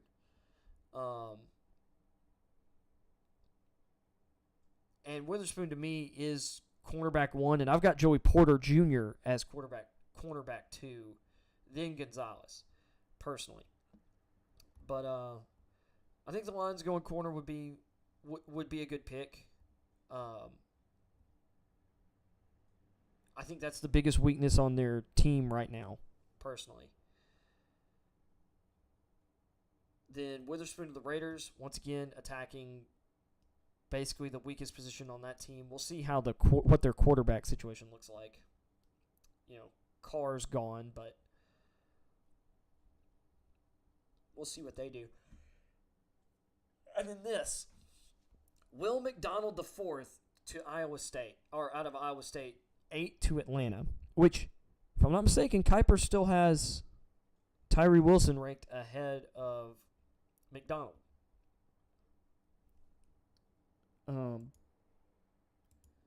But, this is just a weird one to me. Once again, I like McDonald. Now, I do think the Falcons need to go pass rush, but you got a guy like in Arnold Ebiketie who's built fairly similarly to McDonald. I think McDonald's a little bit lighter and like half an inch taller or whatever. Get a Tyree Wilson who's bigger, longer, and just about as athletic and explosive. It's just weird to me. And then Seattle, after trading down from 5 to 9, draft Anthony Richardson. I think this would be I think this would be a really good outcome for Seattle. And I'm much higher on Richardson than Levis. He's inexperienced. He's super young. And he's really talented. And, I was at one point like, his completion percentage is 53.8%. When you watch his tape, he had a lot of drops from his receivers. And people could talk, and there's been a lot of talk about him being inaccurate and having a super high percentage of off-target throws. Some of those throws that are listed as off-target are because the receiver didn't run the right freaking route. And the wide receiver didn't or cut off his route short or didn't really make an effort. Anthony Richardson was not in a great position. And there's a lot of talk about how a lot of a high percentage of his receivers or a high percentage of his targeted throws, the receivers were wide open and it being really high or one of the higher numbers in the class. And it's like, well, the offense he was in was pretty good. The scheme was pretty good. The problem is the receivers really didn't make some of the plays they needed to. Yeah, Richardson had some bad throws, had some bad decisions, but his tape, he showed an ability to learn during the game. Will Levis seemed to never learn from his mistakes. Would just beat his head into a wall. Anthony Richardson is a pocket quarterback with elite running. Like, he stays in the pocket. He doesn't just bail.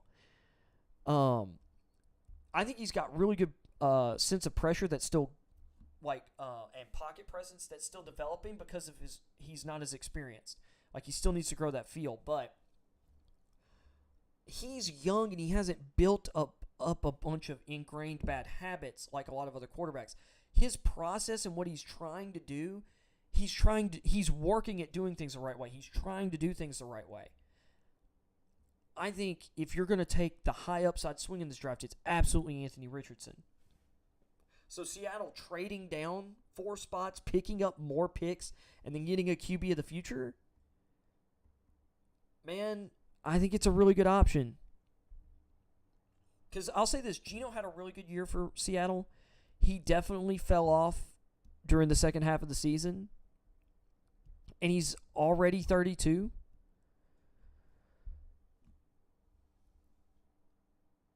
I don't know if I would commit to him long term.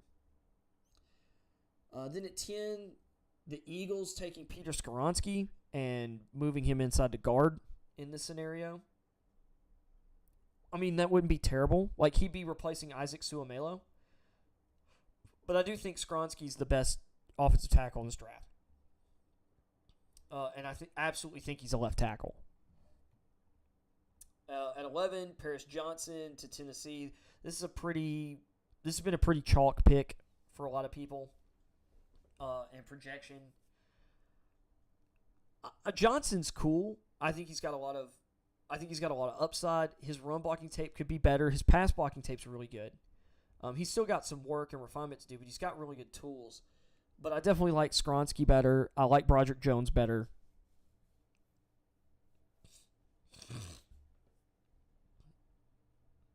And he's a little more of a finesse tackle. And I kind of like more aggressive tackles. Like I said, I like Broderick Jones better. But I wouldn't be upset with Paris Johnson there either. And then the Texans in this scenario get really lucky and get Tyree Wilson at 12. So you're coming away from the first round. You move up a spot. You get Bryce Young. Then you're able to get arguably one of the 5 best players in this draft, and Tyree Wilson at 12. That seems a little... It just seems unrealistic that Tyree Wilson's going to fall that far.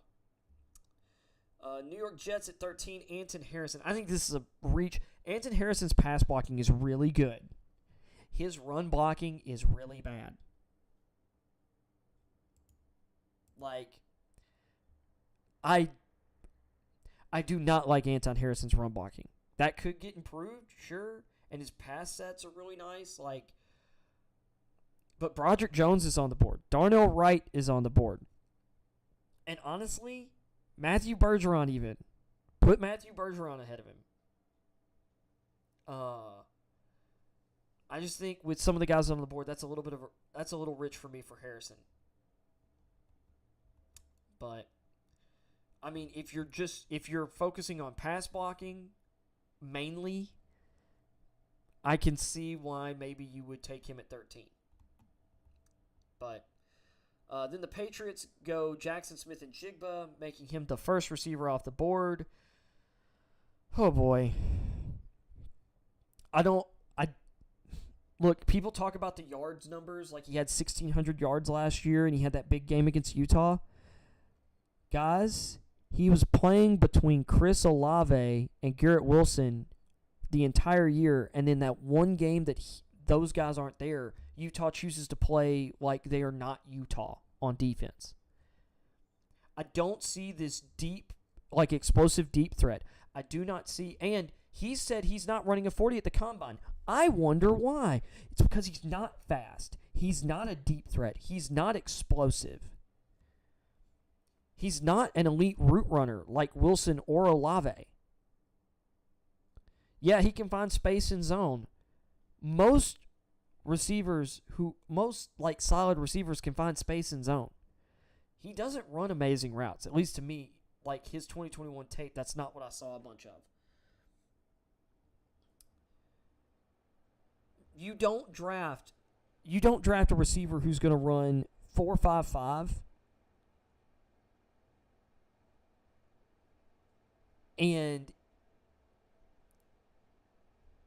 isn't very long or overly physical or agile, who doesn't run great routes, 14th overall.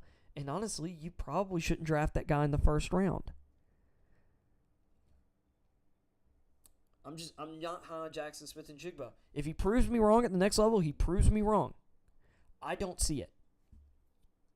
Not to mention, bro, you couldn't get on the field at all last year because of hamstring injuries.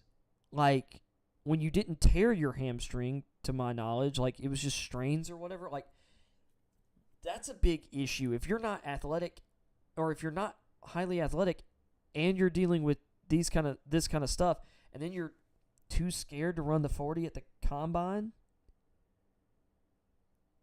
that's a bunch of yellow flags right there.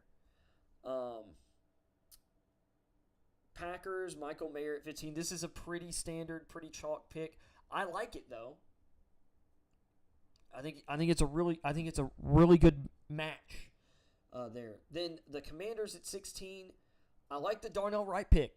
I think this is the range he's going to go in. I think he's going to go probably, I would say 16 or 17 really, I think are the spots for him. I could also see the Commanders going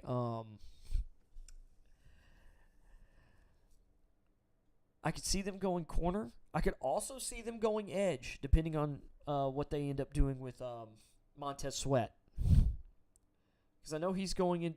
Because I'm pretty sure they picked up his fifth-year option last year. So, but depending on what their plan is, like if they can get an extension done or not, or they believe they can get him long term, edge could become a big deal because they've also got to make a decision about Chase Young's fifth-year option, their 2019 number 2 overall draft pick. So, but I like Wright. You need to improve that offensive line, and he will do that. He is super steady. You're going to plug him in at right tackle. You might even be able to play him at left tackle. Like, he's got great size. He's got good feet, but I know you could put him in at right tackle, and he is going to be good from the jump. Really, really experienced, and had a great year. I mean, he played the toughest slate of pass rushers of basically any tackle in this draft this season and didn't give up a sack. This guy faced Pittsburgh. He faced Baldonado, and I don't know if he had any reps against Kancey, because Kancey's does play defensive tackle for them, but I'd need to go back and double check to see if he had any reps against him, because I don't remember that. Brenton Cox of Florida, of course. Will Anderson and Dallas Turner of Alabama.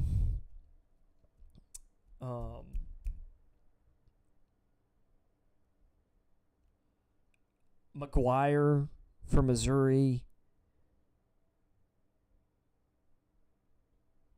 I'm trying to remember the edge guy for Kentucky this year. He didn't go and he decided not to enter the draft though.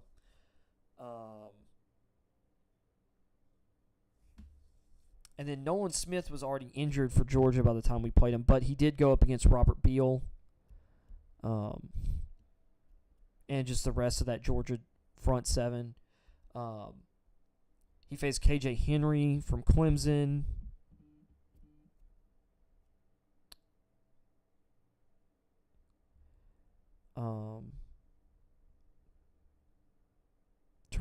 Trying to think, see if there's any other guys that I'm missing. But played a really, BJ Ojulari and Ali Gaye of LSU. I mean, that is a ton of top 120 guys, or top 120 prospects this year and next. And I'm probably leaving a couple guys off. So I like the right pick for Washington. Pittsburgh Steelers, Joey Porter Jr., cornerback, Penn State. Like I said, he's my corner 2 now. Devon Witherspoon has moved ahead of him. He was my cornerback number 1 for most of the year. I think this would be a really good fit. Pittsburgh needs to add another outside, or needs to add like an outside corner, more of a number one corner. Cam Sutton's really good, but he's still better as like, even though he's playing good on the outside, he's still better as like your number two corner. Porter has really good tape, playing against some really good receivers this year. Detroit at 18. I like the Drew Sanders pick for the Lions defense. You went and got a corner first. Now get you a athletic, versatile off-ball linebacker who can play on the edge, who's a really good blitzer and pass rusher. I like the Forbes pick here for the Bucks. I have a couple guys rated ahead of him, but they're all in the same tier. I think Forbes would be a really good fit there. Seattle, Miles Murphy. Murphy would be a nice kind of change of pace. Like, L.J. Collier didn't work out. They have Darrell Taylor, who's more of a speed rusher. Get a guy like Murphy, who's kind of versatile, more powerful, who you can move inside and out. Like the Addison pick for the Chargers, I kind of think they need to go with someone. I'm interested to see what Addison's 40 time is, but I'd like to see someone more like a Zay Flowers, Jalen Hyatt, or Josh Downs, speed-wise. But Addison might be the best of those guys as a receiver. I have Addison, Flowers, and Downs kind of 1A, B, C. Like, Addison's a little bit taller than those guys, but they're all under 6 feet. They're all kind of small. Honestly, I'd be really intrigued to see if the Chargers traded back. The Ravens getting Zay Flowers would be nice. That would get them. He's a better player than Hollywood Brown. He's a better receiver.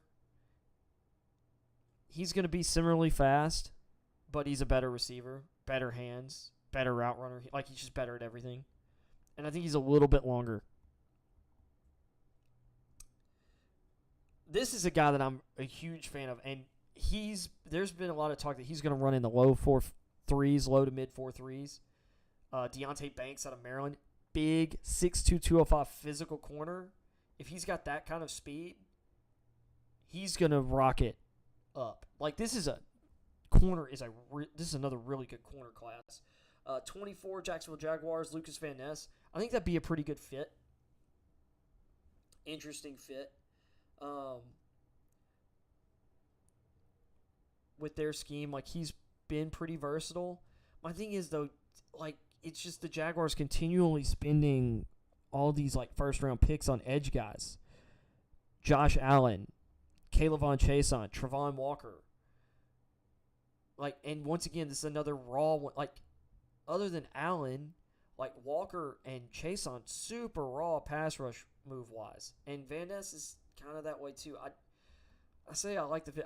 Honestly, I don't like the fit. If you're going to get someone that's on the border, like, I would say a Byron Young would be a better move. But if you're wanting, like, a bigger guy, I'm trying to think of kind of a bigger, longer rusher that is on the board, actually, now that I think about it, because Murphy and Wilson are off.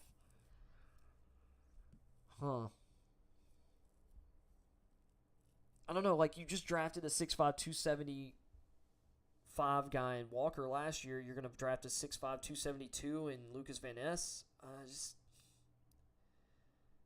I don't know. If you're looking, like, to me, I would almost say, like, I would go receiver, or, like, I would draft Broderick Jones, who's still on the board right now. Or draft, maybe consider a Dalton Kincaid at tight end, or a receiver. Then draft Lucas Van Ness, and I'd get a guy like Isaiah Foskey in round 2. Anyway, Giants at 25, Quentin Johnston. That'd be really fun. You know, get a big, fast target for whoever the quarterback is. I hope for Giants fans they don't pay Jones what he's asking for. I think that would be stupid. And then here comes the insane run on tight ends. 3 and 4 picks here for Mel Kiper. 26, Dalton Kincaid to the Cowboys. This means you're not bringing back Dalton Schultz. Jake Ferguson, who they drafted last year, was pretty freaking good.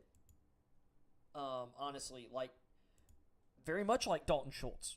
Actually, that was a lot of people's direct comps. I'm pretty sure Brett Coleman, that was his comp for Ferguson, was Dalton Schultz.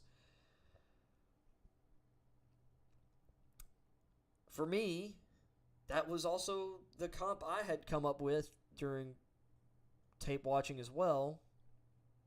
Well, actually, when I was watching a couple Nebraska games last year, and I'm like, that guy kind of reminds me of Dalton Schultz during the season. So, I mean, Kincaid would be a massive upgrade, as a receiving tight end, but he doesn't block. To me, a Luke Musgrave would be a better fit for the Cowboys. Even, Sam Laporta.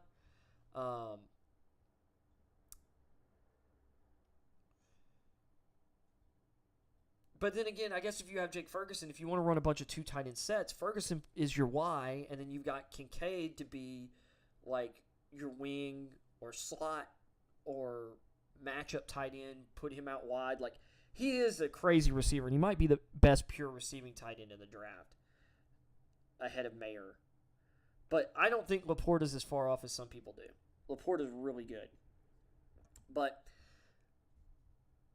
I do like that for the Cowboys. Here's my thing, though. If they decide to let Tony Pollard walk, which I think should be in consideration. I know Cowboys fans will probably be pissed, but you're paying Zeke still, and there's no reason to cut him. You're not saving any money. And Zeke as a second back is still useful. I think if you manage the mileage on Zeke's tires and just forget about the contract and just think about it as a sunk cost, if he's your number 2 and you get, say, in this scenario, you could get B. John Robinson. Some people might be like, oh my God, that's a very Cowboys pick. And I've kind of pushed back on it, but if you let Pollard walk, it makes sense. And there's also some really good running backs down the board, so maybe you don't draft a running back here, but I think it's consideration that you let Pollard walk instead of paying him what he's going to be able to command on the market because of the Zeke contract. But he's got Kincaid here. It's not a terrible pick. Then the Bills going Bijan. This is a very popular pick if Bijan's on the board. Otherwise, I've seen a lot of Jahmyr Gibbs right here. 28, Bengals, Luke Musgrave. The reasoning here is the fact that he's coming off an injury, which sucks, but I think after Mayer, and I have Washington ahead of Musgrave, but Musgrave's a little more, Washington's just such a crazy prospect. I mean, he's 6'7", 270. He's just big, and he's the best blocking tight end in the draft. Musgrave's a good one. Musgrave's a good receiver.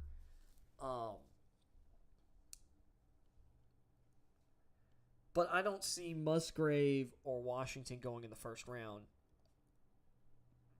And the reasoning here is the Bengals weren't getting enough production out of their tight end group. Hayden Hurst was productive when he was targeted. The thing is, you have T. Higgins, Tyler Boyd, and Jamar Chase out wide to throw to. You have the best 3-headed monster of receivers in the league, and maybe the best one of the last 10 years. Why would you invest a first-round pick on a tight end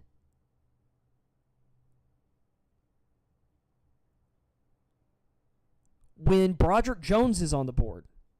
When corners like Clark Phillips III, Kelly Ringo,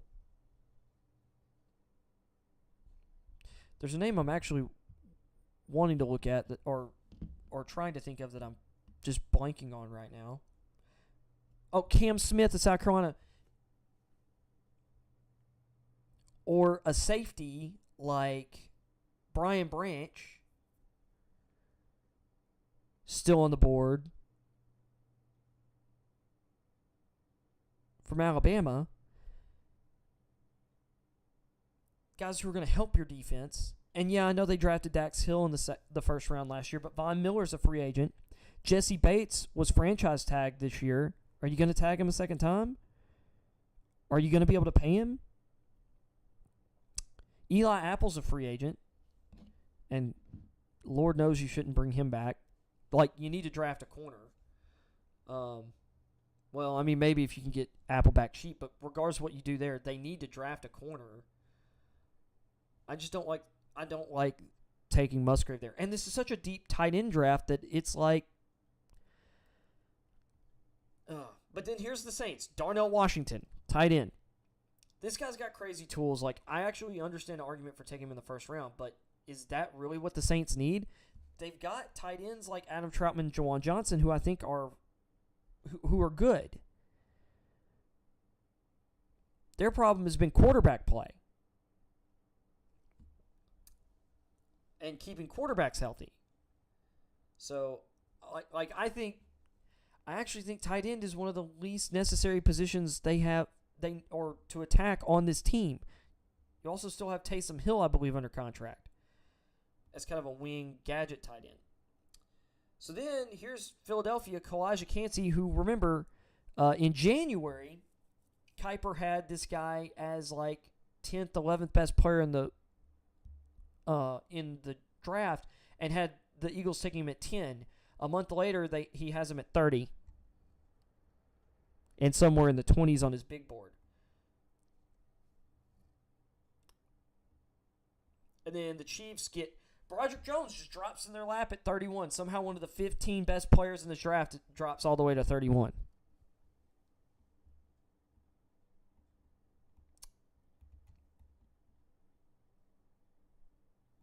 You know, but that's what Kuiper did. I just wanted to kind of talk about some of the ramifications, some of just the weirdness in that. And then, man, it's 12:20. I guess eventually maybe I'll talk some NBA on the show again, but I've been going for 2 hours. I think it's time to hit the chill button. So thank you for checking out the stream, whether you did live or after the fact. Appreciate you. I hope y'all have an excellent rest of your Friday. I'm going to be watching the Combine this afternoon and evening. And just chilling today. And then I won't be doing anything tomorrow. I've got a busy day tomorrow. I might throw something together Sunday evening, afternoon, evening. But I think what I'm wanting to do is I'm wanting to go live Monday, Wednesday, Friday. Because those are just kind of, or if not Monday, maybe Tuesday, Wednesday, Friday. But Wednesday and Friday I think are really work for me. So with that being said, I'm out of here. Y'all have a great weekend. Blind Eye out. Also, follow me on Twitter at HunterK13. H and K are capitalized. You'll see this face, but not with a hat on as the pic. It's like I'm not verified, but I'm pretty sure you'll know because I don't have a ton of followers. Anyway,